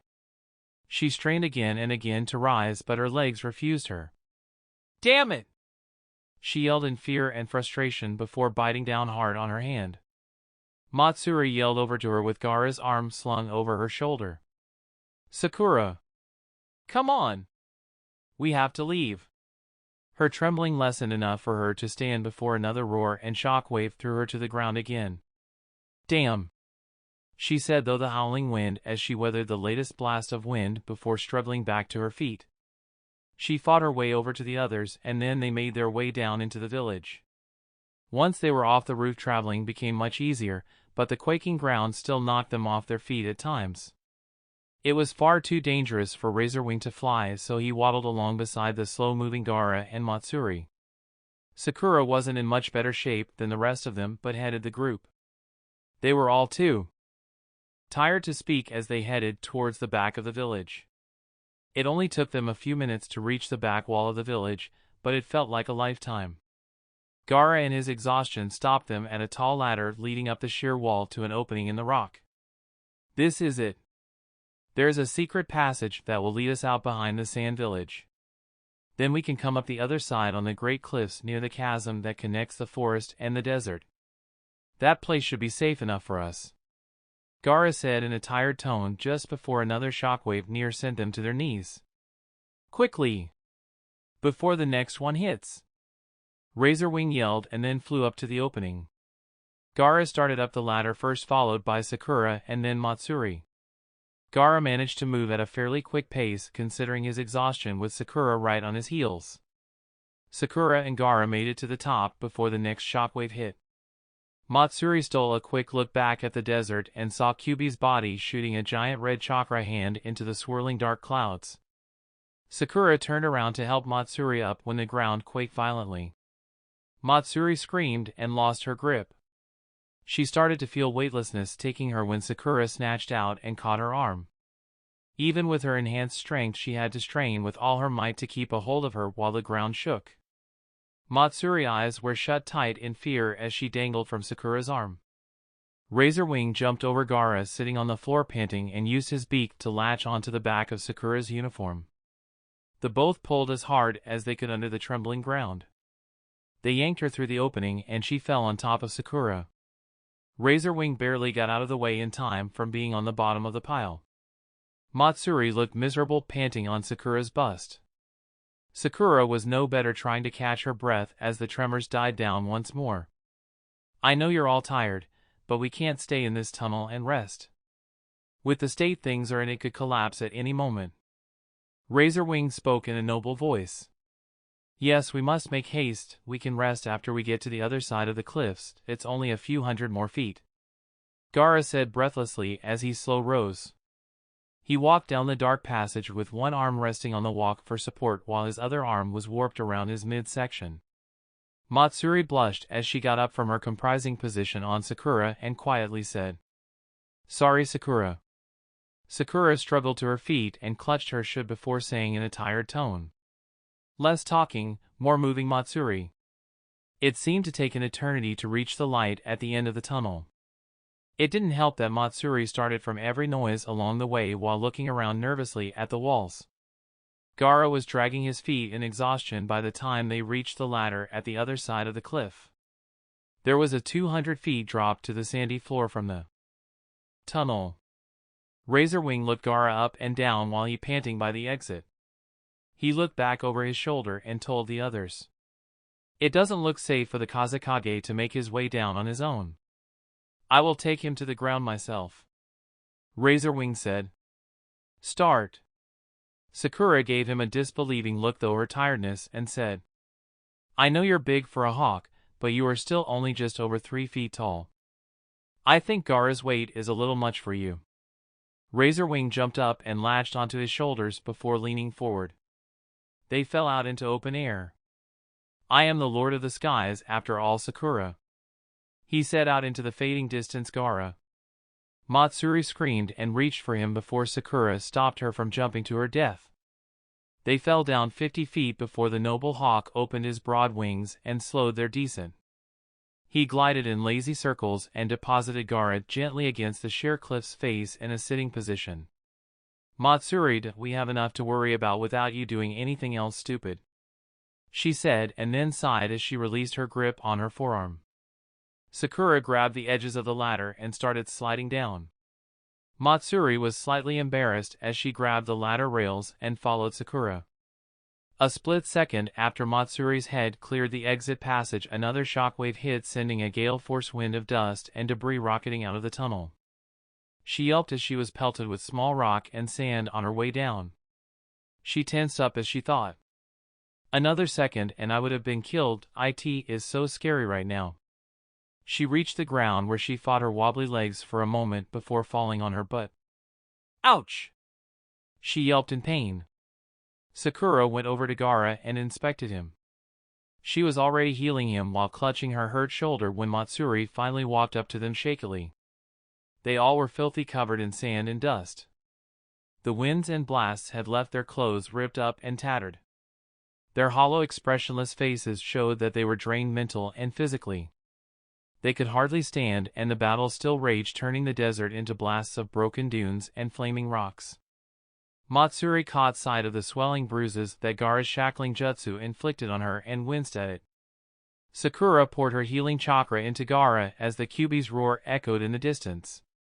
Matsuri felt it herself, sinking into sadness as she looked into Sakura's tired eyes. Gaara's breath came in slow rasps and his eyes seemed to have lost their vibrancy. They looked distant, defeated, and only a hint of his former determination glimmered in his eyes as his head slumped on his shoulders. She cringed when Kyuubi let loose another inhuman roar as sand rained down on them like water. "Gaara!" She called to him softly, with tears forming at the rims of her eyes. Gaara slowly rolled his head upright on his shoulders. His eyes seemed to take a moment to focus on her, like he was pulling himself out of the nightmare of his own mind. "Yes, Matsuri," he said in a tired, distant tone. "Are you all right? You just look so defeated and tired." It's just I haven't seen you look like this since. Matsuri choked on her words as she turned her face away and down. Another thundering roar sounded from the heart of the desert as tears rolled down her face. Gaara stayed silent for a long moment as Sakura healed his tired body. "Why, yes, it does feel like that.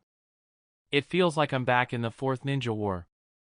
It feels like I'm trying to fight something so much stronger than myself, when all I can do is try to save as many people as possible and lament the fact that I wasn't strong enough to save them all the while knowing that tomorrow will only bring more of the same," he said hollowly.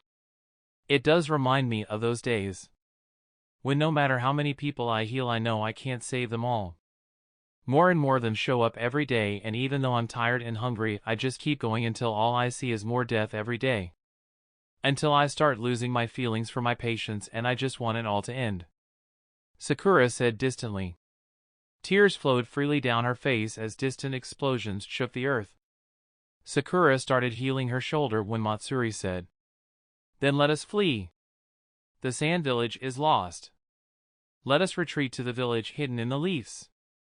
There we can unite the shinobis and come back to take that monster down.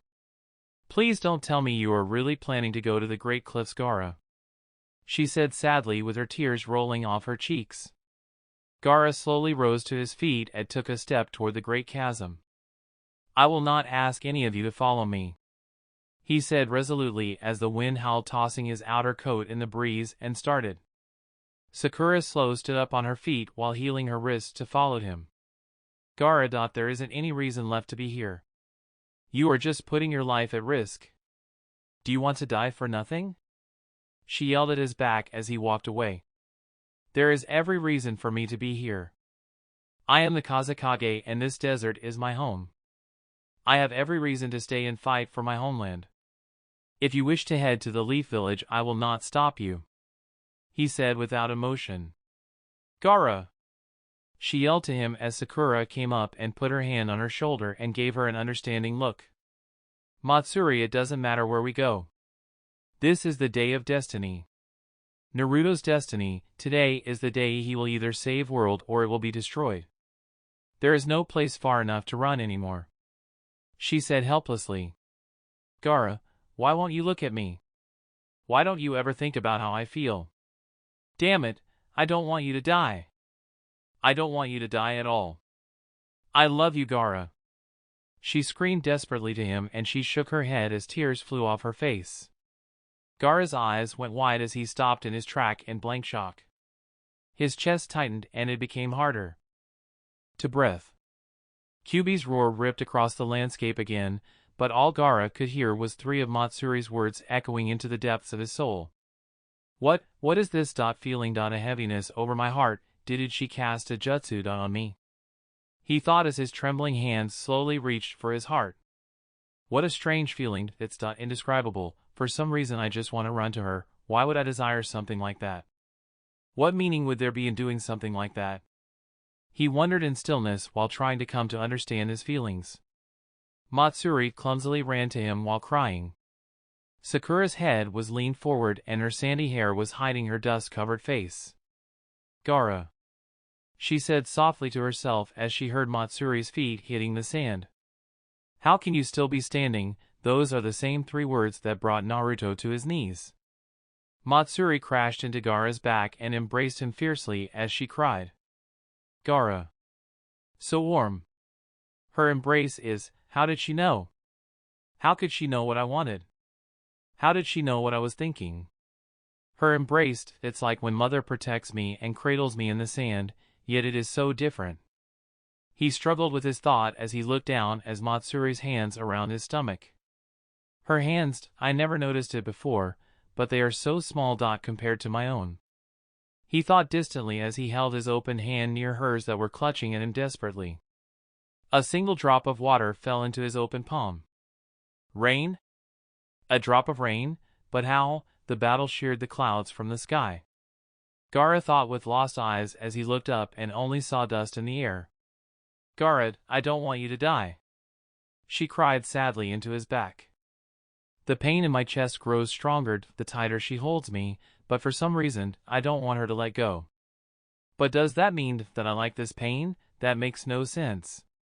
Why would someone like pain? But still I don't want her to release me. I don't understand at all. There must be something wrong with me," he thought as he turned his lost, confused eyes to Sakura. A single tear rolled off his long black lashes and trickled down the left side of his face. He looked at her for a long moment with his lost face as another drop of water fell into the palm of his still hand. "Sakura," he said with a blank, almost begging voice. "What is wrong with me, and where's this rain coming from?" Sakura limply covered her trembling lips with shaking hand as her eyes started to water. She bit her lips together and then swallowed hard. "There's nothing wrong with you, Gaara," she said softly. "Are you sure?" "I have this strange pain," he said as he turned his hand with 2 drops of water in it towards himself and placed it above his heart. One of the drops of water rolled off of the side of his hand and the other flowed down to his pinky where it glistened at the end of his finger. "It's a pain. Right here, and even though it hurts, I don't wish it to leave me." Have I become a masochist, Sakura?" Gaara spoke slowly and asked her honestly with a hint of worry and lost wonder in his lost eyes. Tears threatened to break the rims of her eyes from seeing how Matsuri had touched Gaara so. "No, Gaara, you aren't a masochist. The rain is coming from you," she said with a heart-touched pained smile. He gave her a pained look of lost confusion as 2 more tears fell down his face. "But what jutsu could she have used me to make me rain? .2 Can't use the water element. My chakra leans the farthest away from the water. What is the name of the jutsu to make people rain? Why would a person want to make another person rain, Sakura? Why would they want to make another person feel this way?" He questioned her in a desperate voice for answers. His rain slid down his face. Sakura fought back her tears and said, "It's called love, Gaara." Gaara lost eyes went slightly in surprise and said, "There's a jutsu to make others feel love? Is there really such a thing like that? And Matsuri knows how to use it? How have I trained her all this time and not known that she possessed such a supremely powerful jutsu? With a jutsu that powerful, Naruto's dream and my own of uniting the nations in peace could easily be achieved. Maybe she can use it on Kyuubi and help Naruto save her. Can you teach me this jutsu, Matsuri?" Matsuri trembled and said, "Naruto is trying to save the 9-tailed fox. He is not trying to kill it?" Gaara nodded his head at the ground and said, "Yes, he is trying to save her soul. Kyuubi is lost in the darkness just like I was when Naruto saved me. He intends to show the world that no one or being is above redemption. His aspirations are truly that great." Sakura shook her head back and forth as her own tears broke the rims of her eyes and rolled down her face, unable to find the words to tell him. Matsuri slowly released her embrace on Gaara and wiped the tears out of her eyes on her sleeve as she sobbed. "I'm sorry, Gaara," she started to say before Gaara turned to her and embraced her tightly. They were both covered in dust and filth except for the places where tears had streamed down their face as they clung to each other. Even if you cannot teach me how to make others rain, please don't stop your jutsu on me now, Matsuri. He begged her as he rested his face on the top of her sandy light brown hair with his eyes closed. Sakura whispered softly to herself. Actually, Gaara, there is no jutsu to make other people feel love. Wait. Actually there is, but only Naruto is foolish enough to use it. Matsuri, please let me rain. Just a little longer. Point 2. Just do not wish to let you go just yet. Gaara pleaded to her as his rain fell in droplets into her hair as she cried into his chest. In the midst of a battle that shook the very earth, they held each other tightly, unable to find the words to tell one another how they truly felt. They only could express their feelings by embracing each other with tears rolling down their faces. Sakura stood teary-eyed on the shallow desert floor near the great cliff stone face that towered above them. Out to the east, the shallow desert sands extended for 2 miles before being snuffed out by the guardian trees of the lush forest that marked the border of the Land of Fire. The great guardian trees with their thick trunks and broad leafy branches held the ever-growing sands of the desert at bay. Sakura, with tears in her eyes, watched Gaara lovingly hold his student Matsuri in his arms. They were trying to understand just what love was, but Gaara only knew it. Whatever it was, had taken hold of him and he was powerless to stop it.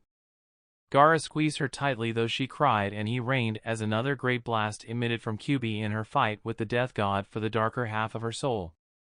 The 9-tailed fox's inhuman roar sent out a shockwave that rained sand and even molten rock over the high cliffs that separated the vast desert from the Land of Fire.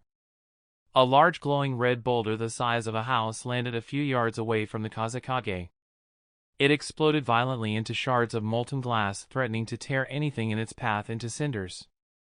Gaara never noticed as his mother Karura's spirit came to his aid, though she was also shielding Naruto and Sasuke from the battle almost 50 miles away at the same time. The molten glass and explosive lava shards rained into the thin sand shield that quickly formed around him and Matsuri. Sakura covered her face as she was thrown from her feet from the blast.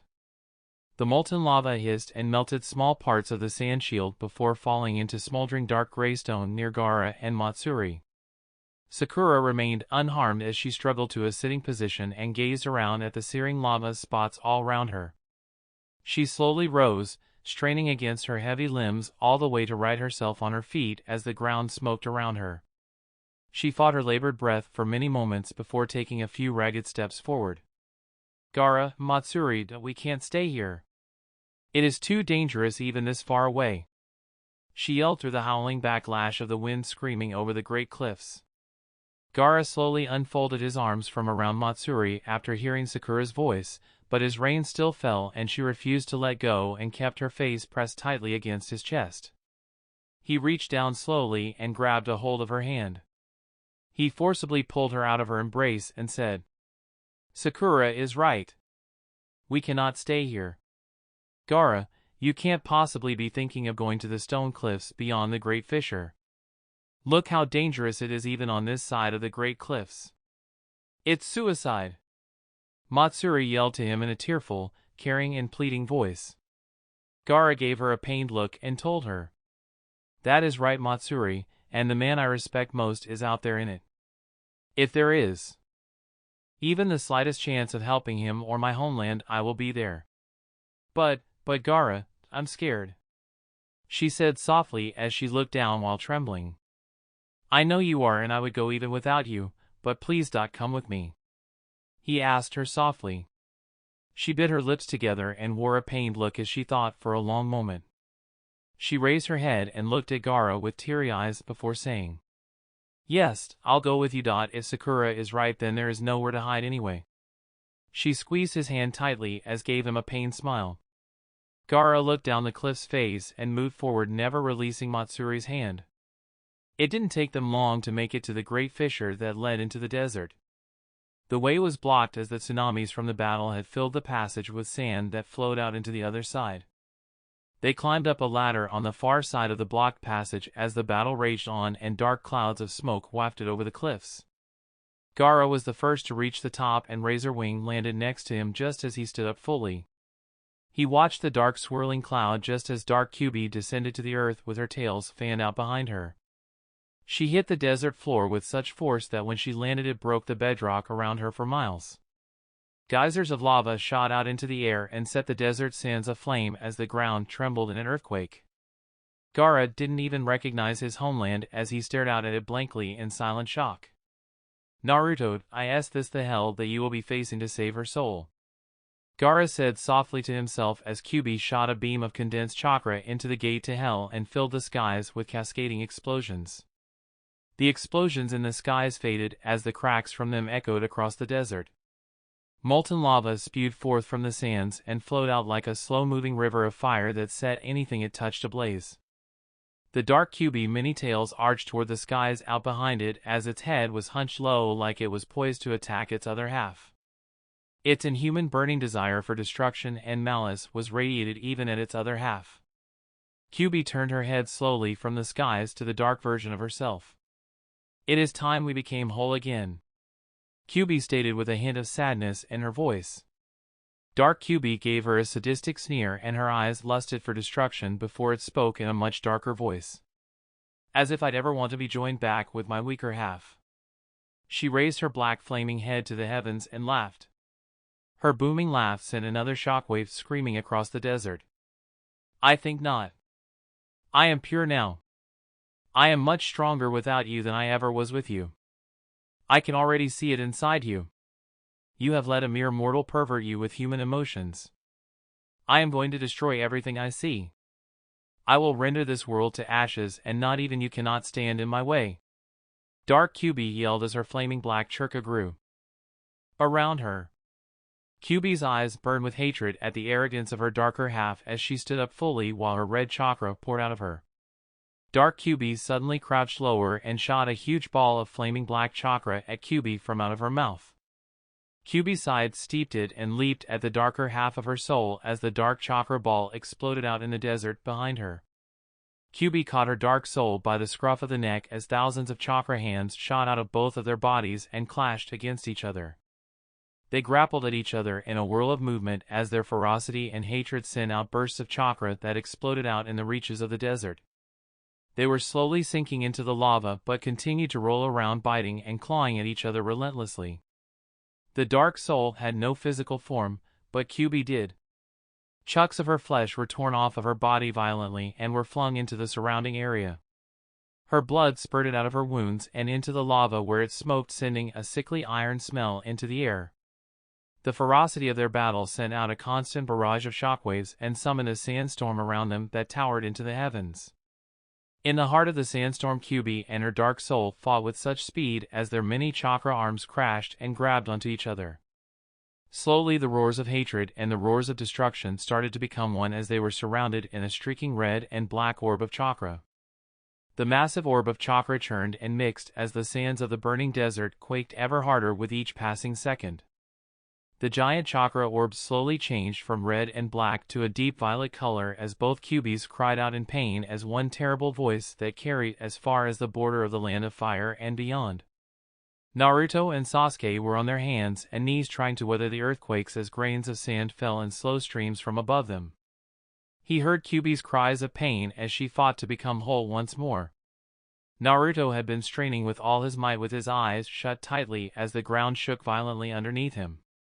His eyes flung open and tears of worry rushed to their rims when he heard her painful muffled screams like they came from his very soul. "Ruby!" he yelled and then rushed to the nearest sand wall.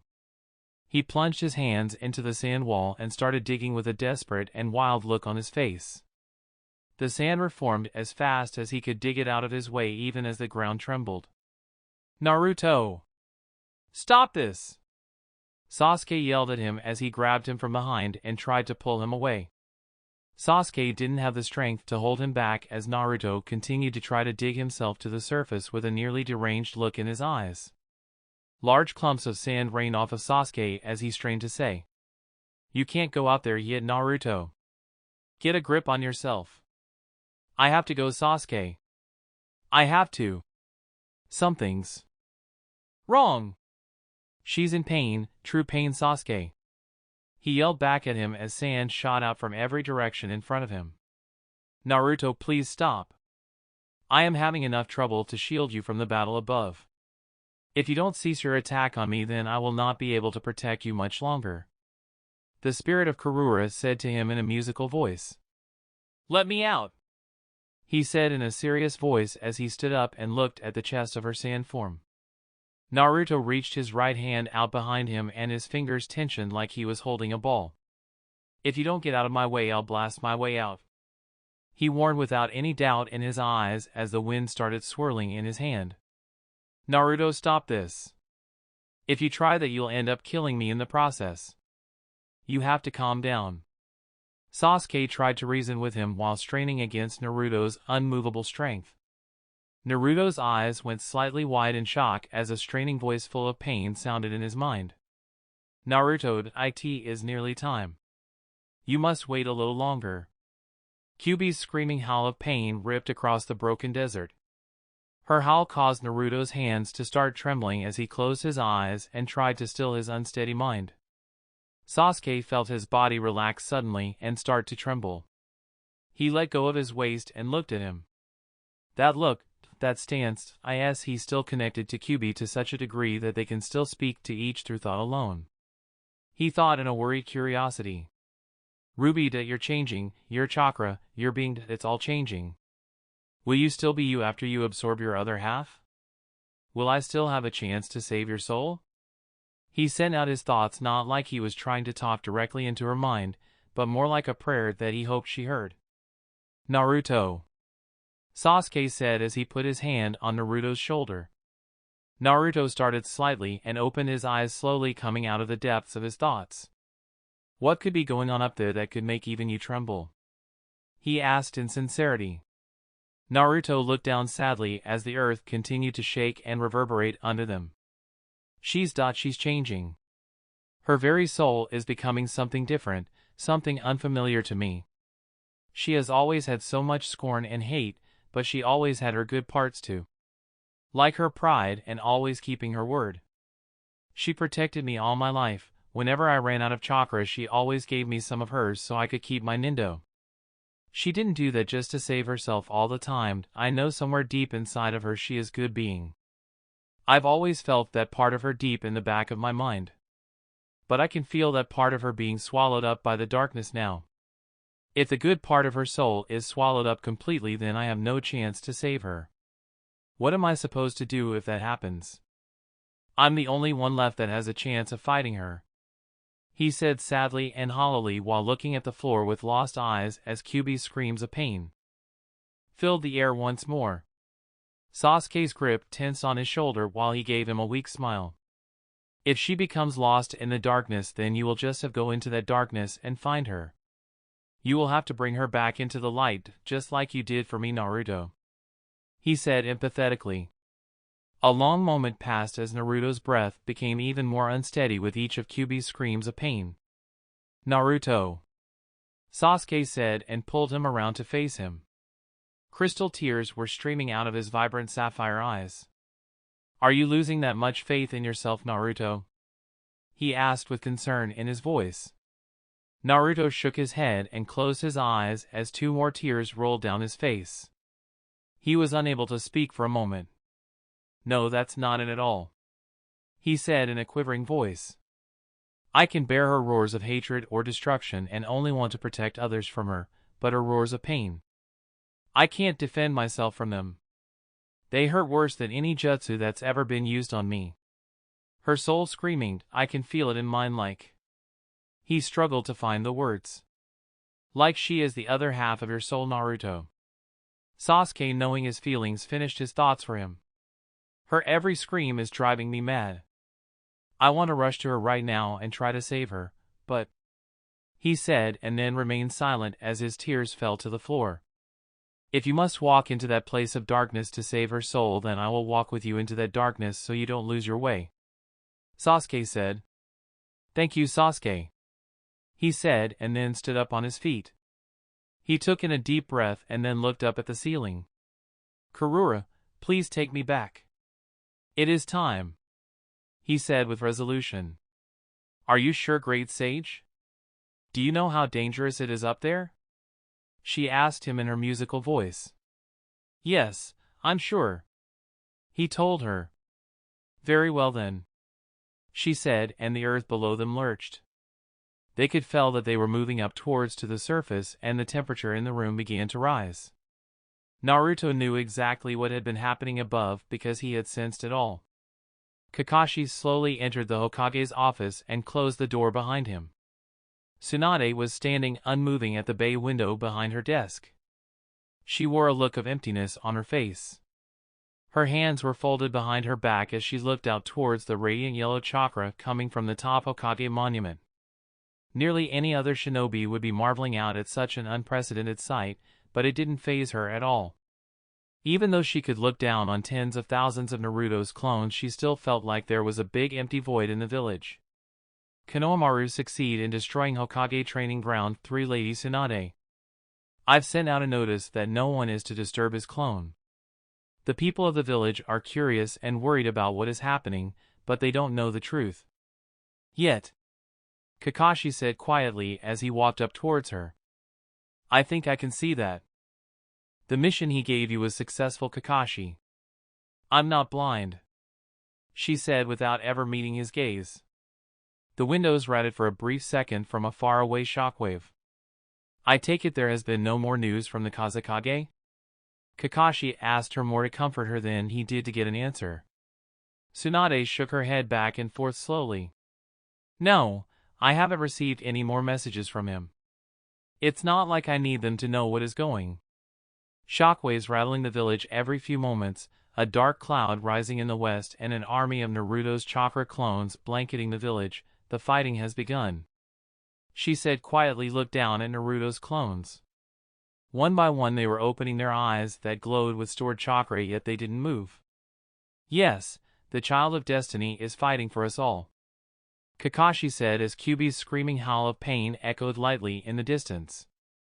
Naruto's clones started to pop and their chakra raced through the air towards the land of wind in ever-combining streams.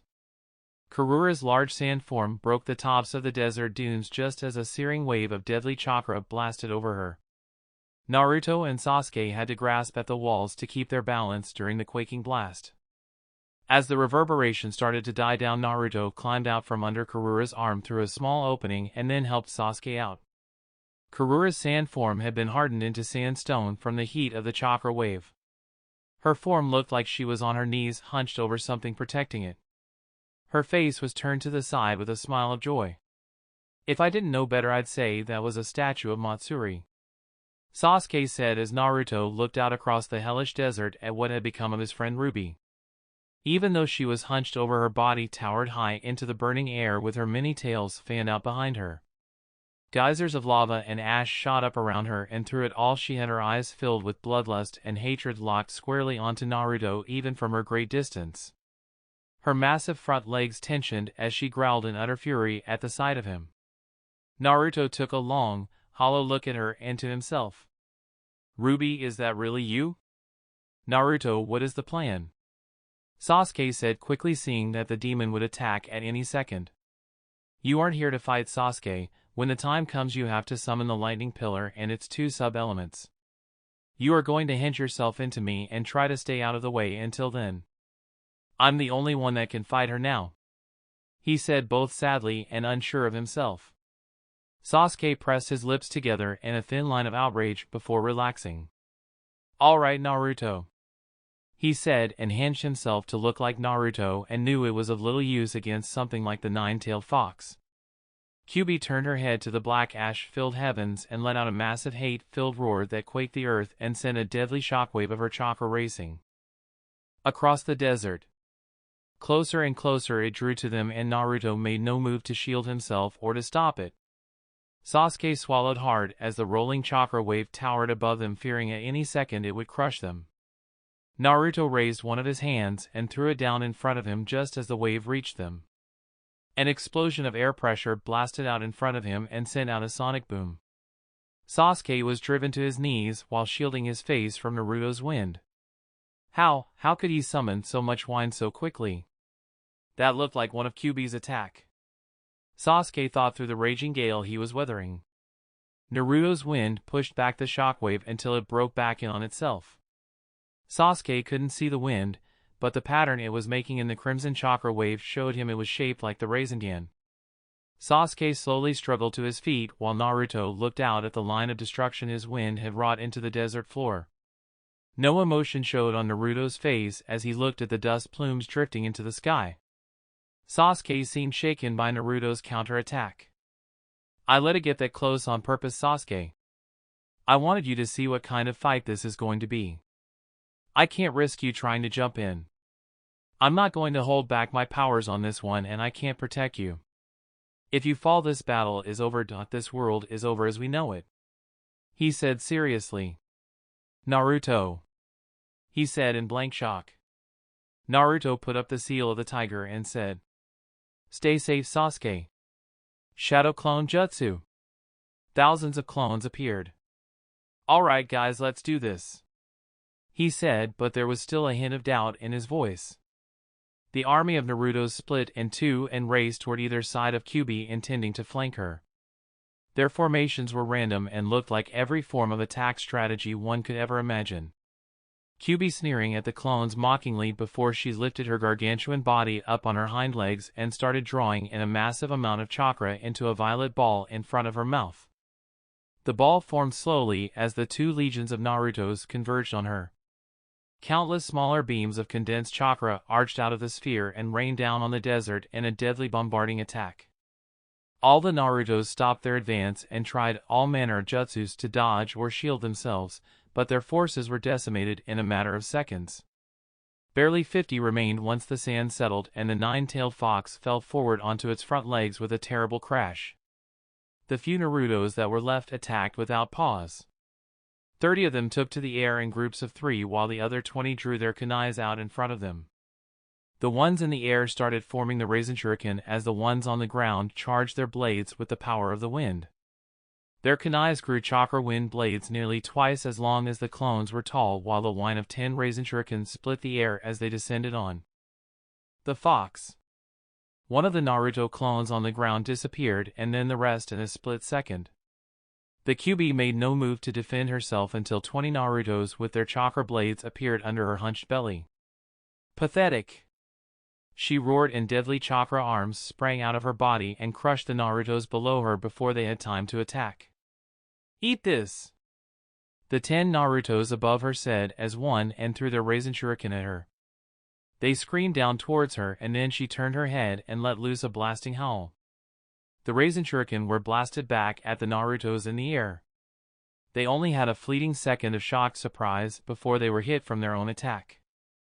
The 10 balls of whirling blue exploded above her and took out the last of the Narutos in an attack that filled the skies and sent the wind lashing out in all directions. Sasuke had taken refuge behind the only thing that was left of the barren, smoking desert. He sensed the last of Naruto's clones being vanquished from behind the crystalline form of Karura. This isn't good. He didn't even land a single blow, and he was using attacks that could easily destroy smaller villages. Still, I know he was holding back, but why? He said he wouldn't hold back anymore. Sasuke thought as the wind howled over the protective hunched form. Naruto had his back pressed to the far side on one of the few remaining sand dunes near the enraged nine-tailed fox. Damned, I thought I'd get at least one of them through. Even my feint turned out to be a failure. She is totally different now. I don't even know if she has a physical body anymore. He cursed himself under his breath. Come, weak human. It feels like eons since I drank the marrow out of the bones of a mortal. Kyuubi's voice boomed over the broken desert. Are you afraid to face your death? Do you see your suffering and destruction in my eyes? Naruto felt the ground tremble under him and went wide-eyed in surprise just before time/space, jumping away an instant before a chakra beam obliterated where he was just standing. Naruto reappeared on the distant side of her behind another sand dune. That was too close. What can I do now? I can't even get close to her, he thought in distress. I can't even sense Ruby anymore. It's only that monster's presences, her darker half. Naruto's eyes kept glancing to the eastern skies. Come on, Konohamaru, you can't have failed otherwise. Naruto heard the sonic boom and flashed away just before another chakra beam annihilated the dune he was on. You really think you can hide from me? Do you think you are the only one of us that can sense the presence of others? You are a mere insect compared to my power. Kyuubi yelled and then let loose another beam of condensed chakra at Naruto's hiding place. Naruto's eyes went wide with realization just and he flashed away again before being vaporized by the massive attack. That's right, this isn't good if she can sense me too. I can't keep burning up chakra like this. I need to stall her until the rest of my chakra gets here, otherwise I don't stand a chance. He thought as he pressed his back to one of the few remaining sand dunes. The question is how? Their battle continued on for hours, and the once barren desert became little more than a vast smoking crater of explosions and deadly torrents of wind. On the great stone cliffs Matsuri clung to Gaara's hand as they all hunched behind his earth barrier jutsu. The Kazekage was tired and weary, so he could only make a barrier that could barely fit the three of them inside it. But for what he sacrificed in size, he made up for it in protective power. His small barrier hut was stronger than forged steel and harder than diamonds. There was a tiny slit in the front of it so that they could see the destruction of Naruto and Kyuubi's battle. Sakura lay slouched in the corner resting peacefully. She had given up her remaining chakra to heal the others as best she could and then collapsed from exhaustion. Gaara's gaze never left the battlefield, save for a few glances now and then over at Matsuri to make sure she was still there and to reassure her by squeezing her hand. Matsuri looked afraid when she looked out at her homeland and timidly happy when she looked at Gaara. It's been over 6 hours, Gaara. How could anyone, not even Naruto, keep going this long? She asked worriedly. Gaara continued to watch the clustering explosions in the distance followed by rapid booms before saying, "It is because it is Naruto fighting that he can fight this long," Gaara told her. "But Gaara, he doesn't seem to be making any progress. Every time we see a pillar of light, it's immediately gone. Didn't you tell me that those pillars of light have to do with how Naruto plans to beat the fox?" she said emotionally. Gaara closed his eyes and nodded solemnly before returning his gaze to the broken battlefield of smoking destruction. "Yes," he said distantly. Then how can you still have faith in him, master?" Matsuri said while looking down in confused shame. "It is because of the prophecy about him. One day he will either save or destroy the world. He alone, Matsuri, not the nine-tailed fox. For those without faith in him, he is the world destroyer. For those that believe in him, he is the world's savior. There isn't any more to say," Gaara stated. She gripped his weathered hand tightly and grabbed his shoulder with her free hand desperately. "Master, you can't really mean—" "He does," Sakura said as she sat up. "Sakura?" Matsuri questioned her. "It's true, Matsuri. Kyuubi told me herself. Naruto is the more dangerous of the two of them," she told her sadly. "Sakura, you can't be serious. Yo, you can't really believe that," she yelled back at her. Sakura leaned her head forward slightly and her pink hair covered her solemn face. "I don't have to believe, Matsuri, I know," she stated. "Know what? Tell me," Matsuri begged her as another blast echoed across the war-torn earth. "I know what Naruto can do. His Rasengan is something only a few ninjas living today could survive. His Rasen Shuriken is something that only he, himself, could likely survive as its creator. Even the Kages would likely fall from a direct hit from it. But Naruto can take it much, much farther. When he combined wind, fire and earth into the Rasengan, he leveled the northern mountain range in the land of fire. With each element that he combines into the Rasengan, the destructive power of his jutsu grows exponentially. From killing a ninja, to a Kage, to leveling a mountain, to a mountain range, to leveling a county, to possibly a continent, and I'm only up to 5 elements," she said and then looked away. "But there are only 5 elements. How could that make him more dangerous than Kyuubi? That thing has wiped out the whole desert." Matsuri yelled to her angrily and confused. Sakura grabbed her elbows and looked down in indecision as Gaara said, "No, Matsuri, there are only 5 primary elements. There are many sub-elements. Sub-element. Prime elements? Just tell me how many Naruto can wield. Why are the two of you acting like this? Matsuri yelled to them desperately. Sakura looked down for a long moment before admitting. He's mastered 10 and is battle proficient in another 4. He can use one more, but he hasn't tested it in battle yet. Only 2 are out of his grasp. And for those 2 he brought Sasuke. Sasuke. He holds mastery over sound and plasma. When he combines all the prime and sub-elements together, he will wield a power that will dwarf any tailed beast. Wait, but that's good, isn't it? That means he can still win, she said in reserved hope. Yes, but at what cost? Each jutsu has a risk. The greater the jutsu, the greater the risk and the harder it is to control. If he starts combining that many elements together with even marginal success and loses control. Well, I don't like to think about it, she said, refusing to meet Matsuri's gaze. So the Kyuubi demon would destroy towns one by one, whereas Naruto might destroy everything just to rid the world of Kyuubi? Is he insane? What jutsu could he be trying to use, and what does it do? She yelled at Sakura in shock. Sakura shrank back slightly before softly saying, "We don't know what it does.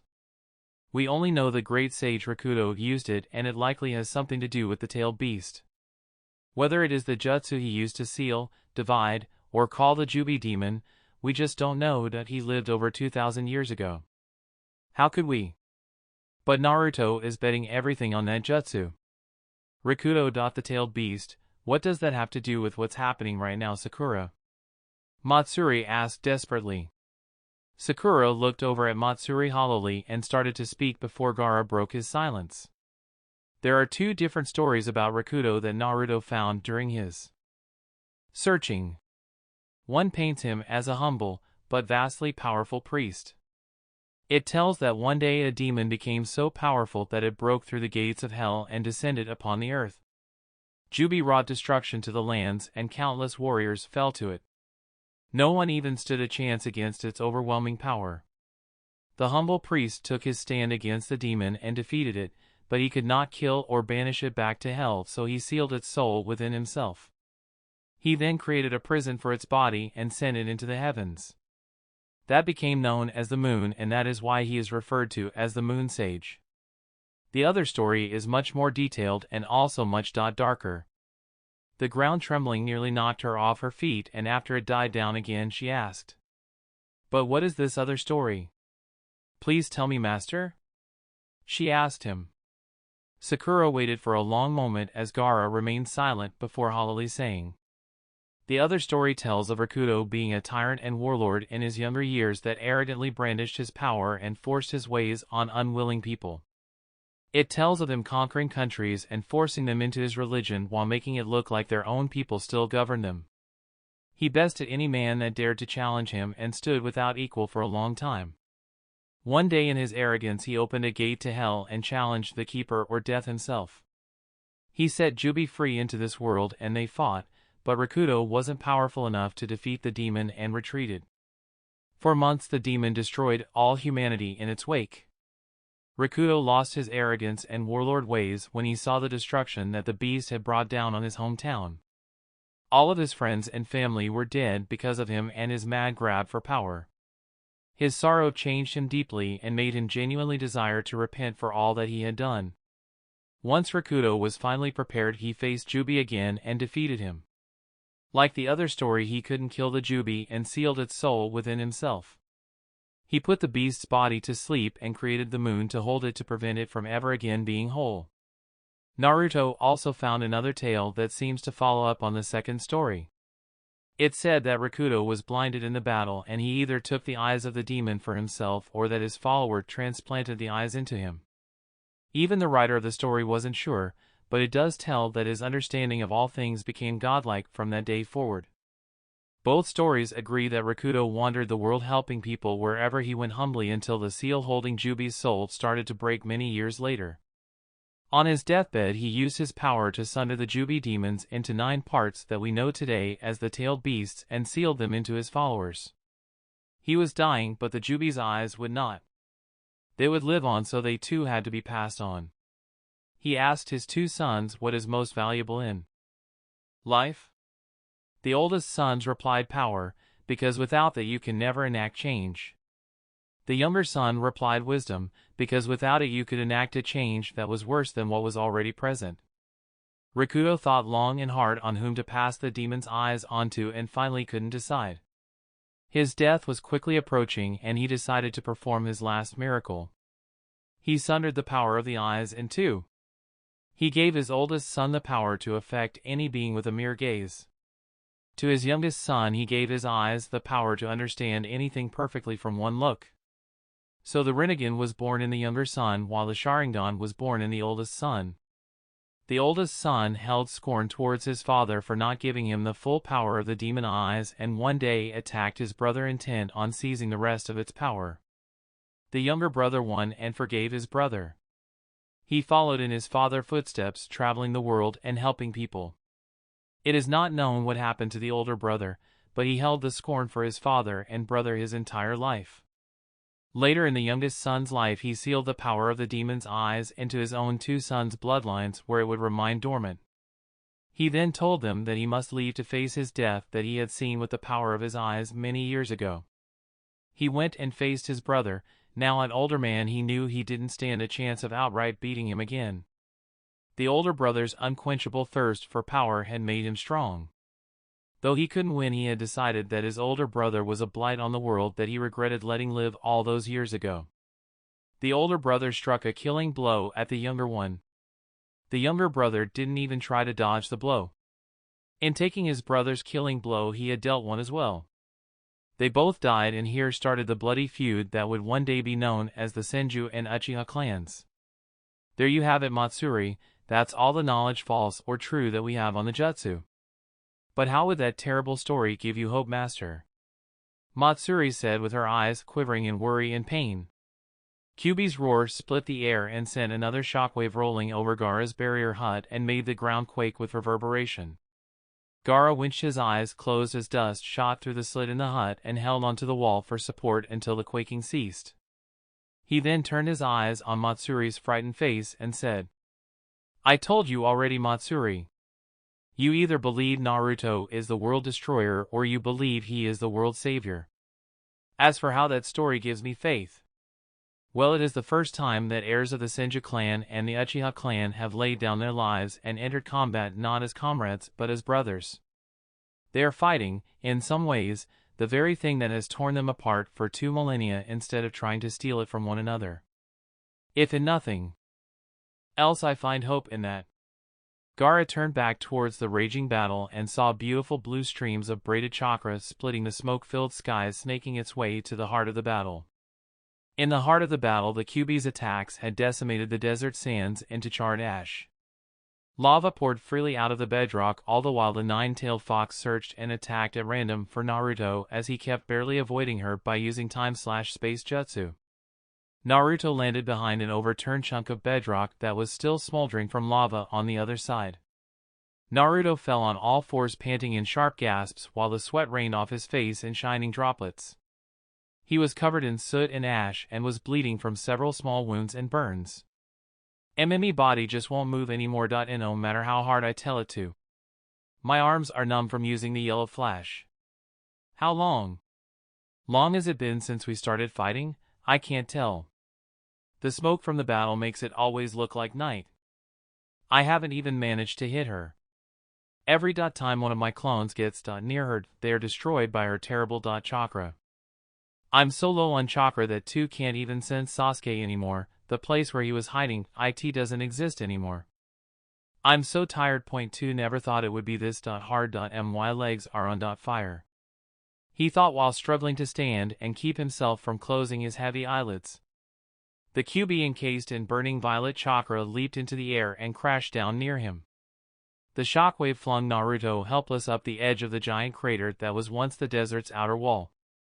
He spun wildly and hit the wall before rolling back down the sheer cliff and landing onto a small plateau. "So that's all you have left? You're finished already? Pathetic moral. All you did was run." Kyuubi yelled at him from nearby while looking down at him. Naruto's vision was blurry, and the only thing that he managed to do was to roll his head from the cliff's face to look in the destructive and amused eyes of the nine-tailed fox. Naruto consciousness was fading, and his voice was barely a whisper. "Don't worry, Ruby. Tool still save you." Kyuubi threw her head back and laughed at him. "Ha-ha. You actually believe that the other part of my soul that I devoured cared about you at all? Ha-ha-ha. You are a fool without equal. Why do you think it kept asking you to train to get stronger? So you could save her? Ha-ha, no. You two were linked. That is the reason you could never beat your Ruby.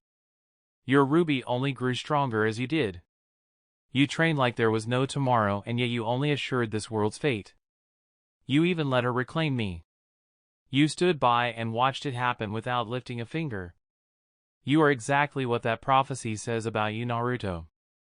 A world destroyer because you foolishly wanted her to bring me back out, and you even gave me more power than I've had in millenniums. Ha ha ha, and now you the great world destroyer lays broke at my feet, unable to defend himself. Oh, the irony. The demonic fox's voice boomed across the desert. The great beast turned her head back to the havens and drew in a great breath. Kami! After I obliterate this failure that you sent as a savior and the last living member of the Uchiha clan, I'm coming for you. I will rip you asunder and take back what is rightfully mine, you false guardian of this world. Don't you hear me, you arrogant white crow? Kyuubi screamed to the heavens with such force that the rocks around her were blasted into dust. My strength at its fading. Naruto thought as his eyes closed. A cold, dim, stone hallway with brass pipes lined the ceiling. Shallow water covered the floor as the pipes slowly leaked down the bricked stone walls. Naruto sat up from his back and grabbed his aching head as he winced, his eyes shut in pain and confusion. Where am I? He said, and then opened his eyes and looked around. He looked down at the floor in sad realization. I guess it must be a reflex to come here, into my own mind. To come here when I can't handle it alone, when I'm too weak. Just like now. Naruto whispered and then slammed his fist into the pipes coming out of the wall near him in anger. The metallic ring echoed down the silent hallway. Naruto looked down and sighed. What's the point? I know nothing, is there? He grabbed his elbows in the chill of the dark passage of his mind. It's cold. Point 2 must be dying. My body is growing cold. I don't remember training my disciple to be a quitter. A warm, familiar, and broad man's voice sounded from down the hall. Jiraiya. Jiraiya. Where are you? He yelled and then raced down the dark corridor frantically. He searched feverishly down every dark hallway and corner, calling his master's name. After a long moment of searching, he slowly lost the will to look. I guess I must have just been hearing things. Maybe that's part of dying, you start to lose it, your sanity. Naruto started aimlessly moving along the dim passageways in bitter sadness and despair. Yes, that is how beasts are, but that's not who Naruto is. He's nothing like the nine-tailed fox, so you're wrong. That he's Naruto Uzumaki of the village hidden in the leaves. Another familiar voice rang out in the distant corridors. Irika! Hey, Irika-sensei! He said and chased after the sound of the voice with one hand outstretched like he was trying to grab a hold of someone. His hand only met with empty air though, and slowly his pace staggered to a depressed crawl again. Everyone is going to die because I was too weak. I'm always too weak. No matter how hard I train. He said with his shoulders slumped as he looked at the floor and wandered onward. Do you know why I'm telling you all of this, Naruto?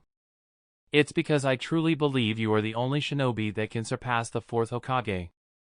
Another voice sounded through the dark hallways. Humph. Naruto said bitterly. Kakashi told me that, well, it doesn't really matter if I surpass him if I can't do anything good with my power. Naruto mumbled to himself sadly as he kept moving forward down the watery hallways of darkness. His feet carried him through the last few familiar steps without him realizing where he was going. He walked into the expansive room with torches at either side of a massive golden cage door that stood slightly agape.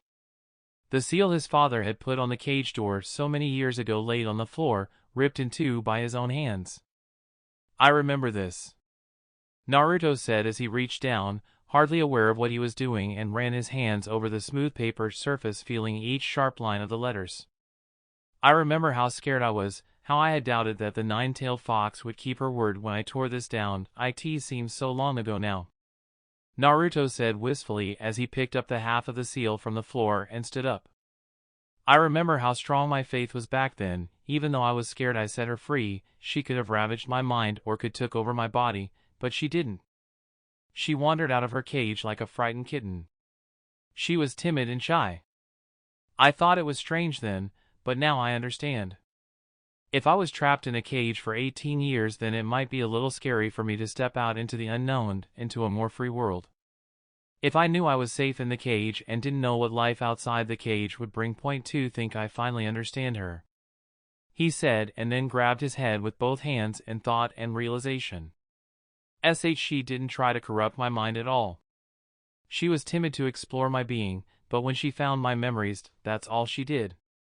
She just sat there watching my old memories. She was trying to understand me. She was trying to know me. Why did it take me so long to come to the same conclusion? He swore to himself. The question isn't in the past, but why are you here, Senju boy? A noble, deep and powerful voice sounded and then fell silent. Wait, that voice, it didn't echo, and I've never heard it before, but it sounds a lot like another voice I've heard, Naruto said softly in confusion. The echoing clack of boots on stone boomed loudly from the darkness again and again, closer and louder with each passing step, again and again from the darkness within the agape cage. Naruto waited with bated breath as the steps grew closer and closer until a hand reached out of the darkness and grabbed hold of the outer edge of the cage door. A man in white robes that had a symbol of a spire pointing to a full moon over the left breast of the robe stepped forward out of the light. His hair came down to his shoulders in long black spikes, and his face was timeless and passive. His eyes shined red in the flickering torchlight. 7 comas that linked with each other surround his cornea. Naruto's eyes went wide with stunned shock before he clenched his fist in anger at the man. Madara! He shouted at him and drew his hand back as a whirling blue ball formed in his hands. The man in the robes tilted his head curiously at Naruto, unflinching at his posed attack. I'm afraid you have me confused with one of my very distant relatives, Senju boy, he said without emotion as he stepped out of the cage and looked at the giant doors with mild interest. If you're not Madara, then you could have fooled me. Who are you then, and how the hell are you in my mind? He yelled skeptically at him, never lowering his readied attack. The man traced the tops of the cage doors with his eyes and said, So this is where you come when you need power. A cage, huh? What an odd place to store your power. Naruto's anger rose as he yelled at him again. I said, who are you? Why do you keep calling me Senju boy? The man finally turned his eyes to Naruto and said, You already know who I am. You, who have been searching tirelessly for ancient tomes and scrolls about me and my family. Naruto gave him a curious look for a long moment, and suddenly the Rasengan in his hand faded as he stood up. He carefully and timidly said, You couldn't be. Takamo Rakudo, at your service, he said with a slight bow as he spread his hands out to his sides before standing and putting his hands into the sleeves of his robes. Naruto looked at him soullessly. The eldest brother. But how? Naruto asked in utter confusion. How, you ask? It is simple, and you already know the stories, both of them. Takamo looked up and thought for a moment. How to put this did I know? In heritage, what is the difference between Senju and Uchiha clans? He said. Naruto gave him an odd look and said, There's the Sharingan and the Rinnegan, but other than that I don't know. I didn't really find any text stating any difference. Exactly, because there isn't one. They both are distantly related to my father Saki Rakudo, the one you know of as the Moon Sage. You are related to us as well, he said wisely. But how does that explain how or why you are here? Didn't you die thousands of years ago? Naruto questioned him. That depends greatly on your meaning of death. If your meaning of life and death is whether or not I have a physical body, then yes, I died long ago. As for how I am here, you should be able to piece that together," he said. Naruto looked down and thought for a moment before returning his gaze to Takamo. "You sealed your powers into your bloodline just like your brother, didn't you?" he said slowly. "Correct, otherwise there never would have been an Uchiha clan. The power of the time still lay dormant in my successor's bloodline until their will and reasons summon me forth to unlock it," he stated. "Wait, then you didn't just seal your power into your children, you sealed yourself?" Naruto asked intently. "Very good, descendant of my brother. Yes, as the story goes, my brother was granted wisdom to understand all things. I was granted power to affect all things, even to imprint myself into my heir's bloodlines. He has moved on from this world, but I, who was granted power, remained. So as you might have guessed, I'm here because you possess the eyes of one of my heirs. You and I now share some of the same blood, metaphorically speaking, as I don't have blood anymore," he said. Naruto looked at him in shock and asked, "Dodos that make me one of your heirs?" Takamo tilted his head at Naruto in thought and then said, "That is both true and untrue. You are not born of my flesh, but from the descendants of my brother. Then again, the chosen one from my heirs saw fit to leave you his eyes. What's all this about a chosen one? And no one left me their eyes. Sasuke gave me his brother's eyes," Naruto loudly stated. Takamo chuckled slightly before saying, "You're asking about our chosen ones, I see. I guess you couldn't have figured out that one on your own. Well, where should I begin? Yes, I'll begin with the powers of the eyes. The powers of mine and my brother's eyes have been diluted over the generations. My eyes were much more powerful than my children. Simply put, each of my sons only received half of my powers and had to work to unseal the others. Vastly powerful were my eyes during my time. So powerful, in fact, that I could see into the future. My brother's eyes were different in power, but he could perceive into the future. We both knew that no matter how powerful we were or became, that we couldn't vanquish an eternal, just as you came to the same conclusion. We knew that one day the beast would be set free on the earth. It was only a matter of time and was inevitable that they would break free. I saw that it would happen and left certain things for my descendants to find. Pieces of my wisdom and keys to unlocking the power of the Sharingan is what I left to my chosen one. My brother left his ideals, teachings, and wisdom in hopes that his chosen one could face the beasts when the time came. We both knew only one of our chosen champions would face the beasts at the most dire of times. But time is not so simple. Nothing is truly fixed. I saw many possibilities for our future. Many ended with the world being torn asunder. A few, however, lent me some hope. But what does that have to do with these eyes?" Naruto asked. "It has everything to do with those eyes and how to awaken the Rinnegan. You see, when my brother sealed his power into his son's bloodlines, he also sealed its power. His descendants were not given free reign over his powers like mine did with my powers. It seemed rather foolish to me, but the powerful should not question the truly wise. His descendants never did unlock the Rinnegan again. It was a few of my own that figured out what the key was to unlocking it. It was power to our power. The Sharingan in its most powerful form was the key. Only then did we understand the way he sealed his powers. His descendants weren't even aware of the power locked within them. My descendants stole the eyes of his and reawakened the Rinnegan a few times throughout history. I always thought that he had chosen one of my descendants as his champion, and that is why the Sharingan was needed to unlock his power. My champion was vastly powerful and unlocked the Sharingan's final powers. He often looked into the future and its many possibilities. I do not know exactly what he saw or didn't see, but he sat on his powers.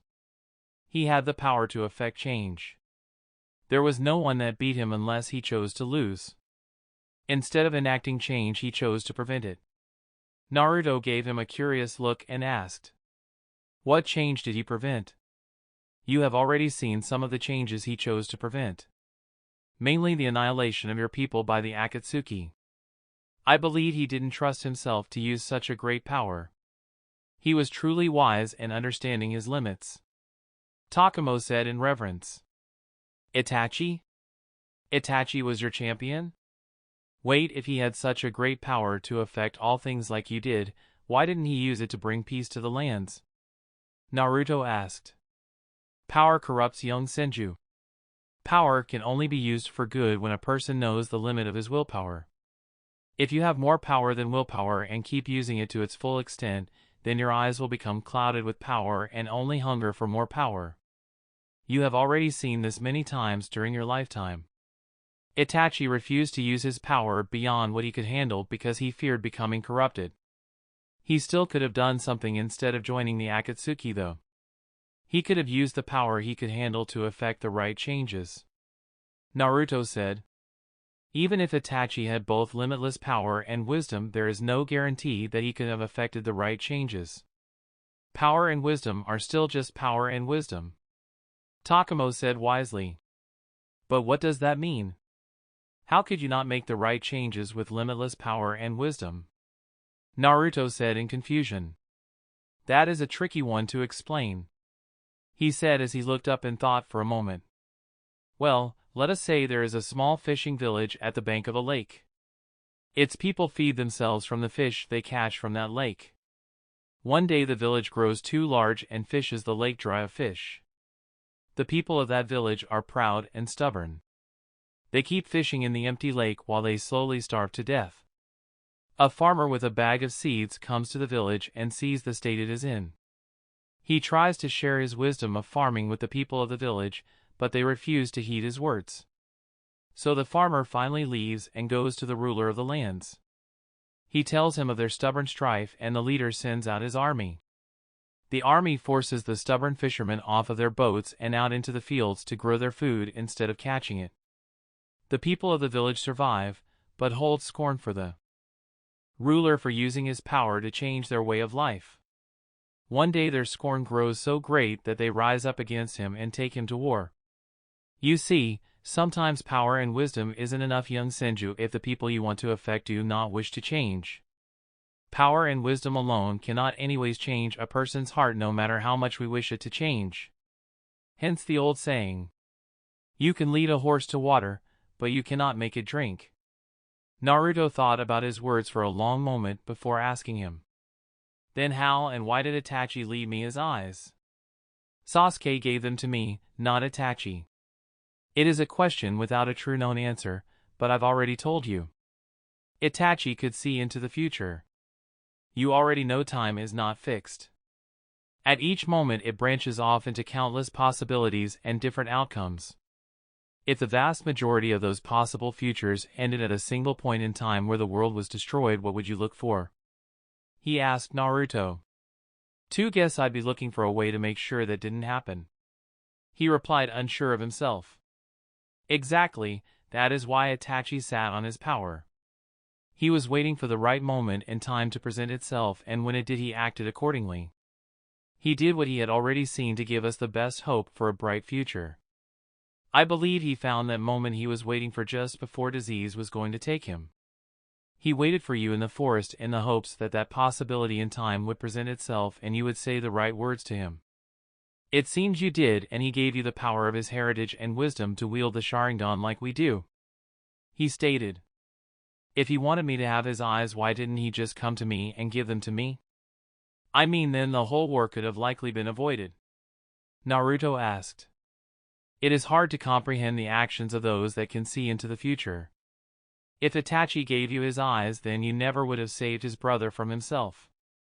He stated. Naruto thought for a long moment before asking. What exactly do you mean that Itachi gave me the power to wield the Sharingan like you can? Do you mean the ability to see into the future and stop time? Takamo shook his head and then said. No, when I say he gave you his heritage and wisdom to use the Sharingan like a member of my bloodline, I mean the ability to turn it off. Our eyes can be transplanted into a person with even an inkling of my father's blood in their veins, but they cannot turn it off. They have to sacrifice the sight of that eye. They cannot turn off the power of those eyes, and if they leave them uncovered they will sap the person's strength until he dies. You have the power to shun the Sharingan by returning its power to your blood where it will rest dormant. That is what Itachi wanted you to have, a choice. Naruto took a moment to process everything before turning his attention back to Takamo. Why are you here now telling me all this? The question isn't why I am here, it is why you are here, he stated as he turned and faced the darkness lingering inside the cage. You are here for power, are you not? Then come, I will show you where you stored our power, he said and waited for him. Naruto slowly walked up beside him and asked, What do you mean by the place I stored it? Takamo looked over at him and smiled slightly. Everything here is bound by your will. That torn piece of paper that you thought was holding back the Kyuubi was only that because you thought it to be that. It wasn't that seal that held her there. It was your will that held her in this cage. The seal on the outside of you held her in, but it was you that trapped her here, he said and looked up at the massive cage doors again and then sighed. You truly are like my brother and my champion to cage up your power and only use it when you have to, he said and then turned to Naruto. Are you ready, Senju champion? Naruto stayed still in deep thought for a long moment before saying, Hey. He lifted his head up and looked at him. Takamo, can I ask you a personal question? Takamo gave him a curious look and said, I can't hold back time forever, but what would that question be? Naruto struggled with his thoughts before timidly and carefully he asked, Do you regret it? He smiled at him and then looked forward into the darkness. Of all of my descendants, not one of them ever asked me that. Would I have liked to have replied wisdom instead of power when my father asked me? Yes, I would have. I was very envious of my brother's wisdom. He could always see things so clearly and understand the right path to take almost without fail. Do I regret my decision and for taking power? No, young Senju. Naruto gave him an intensely curious look and said, Really, not even for a moment? He shook his head and said, No, not even for a moment. My brother and I already knew there were only two answers to his question. I was given the first chance to answer the question, so I spared my brother from the burden of power and its corruption. I wanted to say wisdom at the time, but I loved my little brother too much to force the answer of power on him. In the end, both wisdom and power were both heavy burdens to us. Whenever I used my power, I mostly did more harm than good. My brother with his vast wisdom tried to teach it to the masses, but it mostly fell on deaf ears.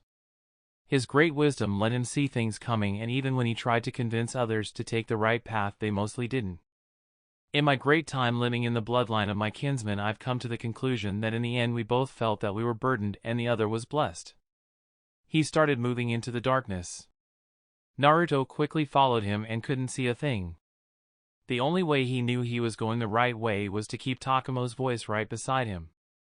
If there is one thing I regret, it is that me and my brother needlessly killed each other when we had already passed on our powers. His voice rang out from beside Naruto in between the sound of their footsteps. Then why didn't the two of you work together? Naruto asked while walking in the darkness. A very excellent question. The answer is that at first we did. But just because you can give someone both knowledge and power doesn't mean they are ready for it. Giving someone a sword and showing them how to use it doesn't mean they will use it for good. There are many that would use their skills for their own selfish ends.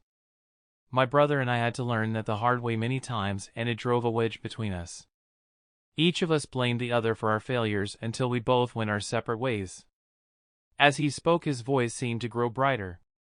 Naruto continued to walk and asked, If the power was such a burden, then why did you pass it on? While I lived, I wouldn't have relinquished my power willingly, but the answer is that we had to pass it on. The power was the eyes of an eternal demon, it could not die, only be kept or set free, he said. If it caused you so much trouble and you had so much power, then why didn't you just seal its power away forever? Naruto asked. You of all people should know that no seal lasts forever, but in essence we did seal away the power. My brother used a special seal that his own descendants couldn't seem to break, but mine could. He always was smarter than me. I sealed myself into my descendants so I could choose who was worthy for me to awaken the power and who wasn't. Even through time I still made my share of mistakes, for when I awoke that power I couldn't take it away. He said and then stopped. Why did you stop? Hey, are you still there? Naruto said loudly. I am right beside you. I stopped because we are here. Takamo said. Where are we? I can't see a thing. Naruto said while feeling at the open air in front of him. This is your place, young Senju. Everything is bound by your will. If you cannot see, simply turn on the lights. Takamo said. Naruto looked around at the pitch darkness and then shrugged his shoulder in confusion. But how? He asked.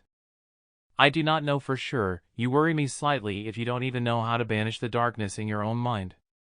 I would guess you would need to think of something that fills your life with brightness. He said in an unsure tone. All right, I'll give it a shot. Naruto said and closed his eyes while he concentrated. After a long moment he timidly cracked open one of his eyes. All was still covered in darkness. He opened his eyes and sighed. Nope, that didn't work. What did you think of? Takamo asked him curiously. Naruto's eyes glanced back and forth before he said. Well, I thought of the sun, of course. Hey, you still there? Takamo cleared his throat loudly before awkwardly saying. That isn't the kind of brightness I was talking about. Has there ever been someone that has brightened your day? You know, like if they weren't there it wouldn't have been near as memorable? Can you think of a time like that? Naruto closed his eyes again and thought. Flashback. Naruto wrapped his arms around Hanabi and drew a kunai and then they were gone. Hanabi was in awe. She was looking down at the whole village just as the lights lit up the streets. This is one of my other favorite places to be. It's on top of a depiction of my father's head. Naruto said. Hanabi took a moment to make sure her feet were stable on the spiky-haired head of the monument. Hanabi smiled, never looking down to see which of the Hokage's heads they were standing on. I had a feeling you were the fourth Hokage's son, Naruto. It all makes sense. Your looks, your jutsu, and even your attitude. She said, holding his hands around her so he didn't remove them. Those hands aren't going anywhere, you know. He stated while pulling her closer to him. Hanabi's smile brightened. I was just making sure. It is a long way down, she said, looking over the edge. End of flashback. Naruto opened his eyes and was blushing slightly. What was once dark was now filled with a warm white light. They were standing at a gray stone wall at the back of the cage that towered up to a high ceiling. The wall was flat save for a stone relief that had a stone Sharingan eye carved into it. You see, you can banish the darkness in your mind, Takamo said. Yeah. Naruto looked away shyly before returning his gaze to the stone door. Okay, so how does this work? What's behind the door? Naruto asked him. Power, he replied, and it echoed sharply in the vast chambers of the cage. I cannot tell you how this works, young Senju. This is your mind, not my own. Naruto thought for a long moment before turning to him before asking. Should I take this power? That is the question indeed. Itachi was my champion and he wanted to make sure that you have a choice. All I can do is have faith in his decision and in yours. Remember my words and stories about power and what it can do to you as well as what it can do for you, he said, and then the floor quaked, nearly knocking Naruto off his feet. Your time grows short, young Senju.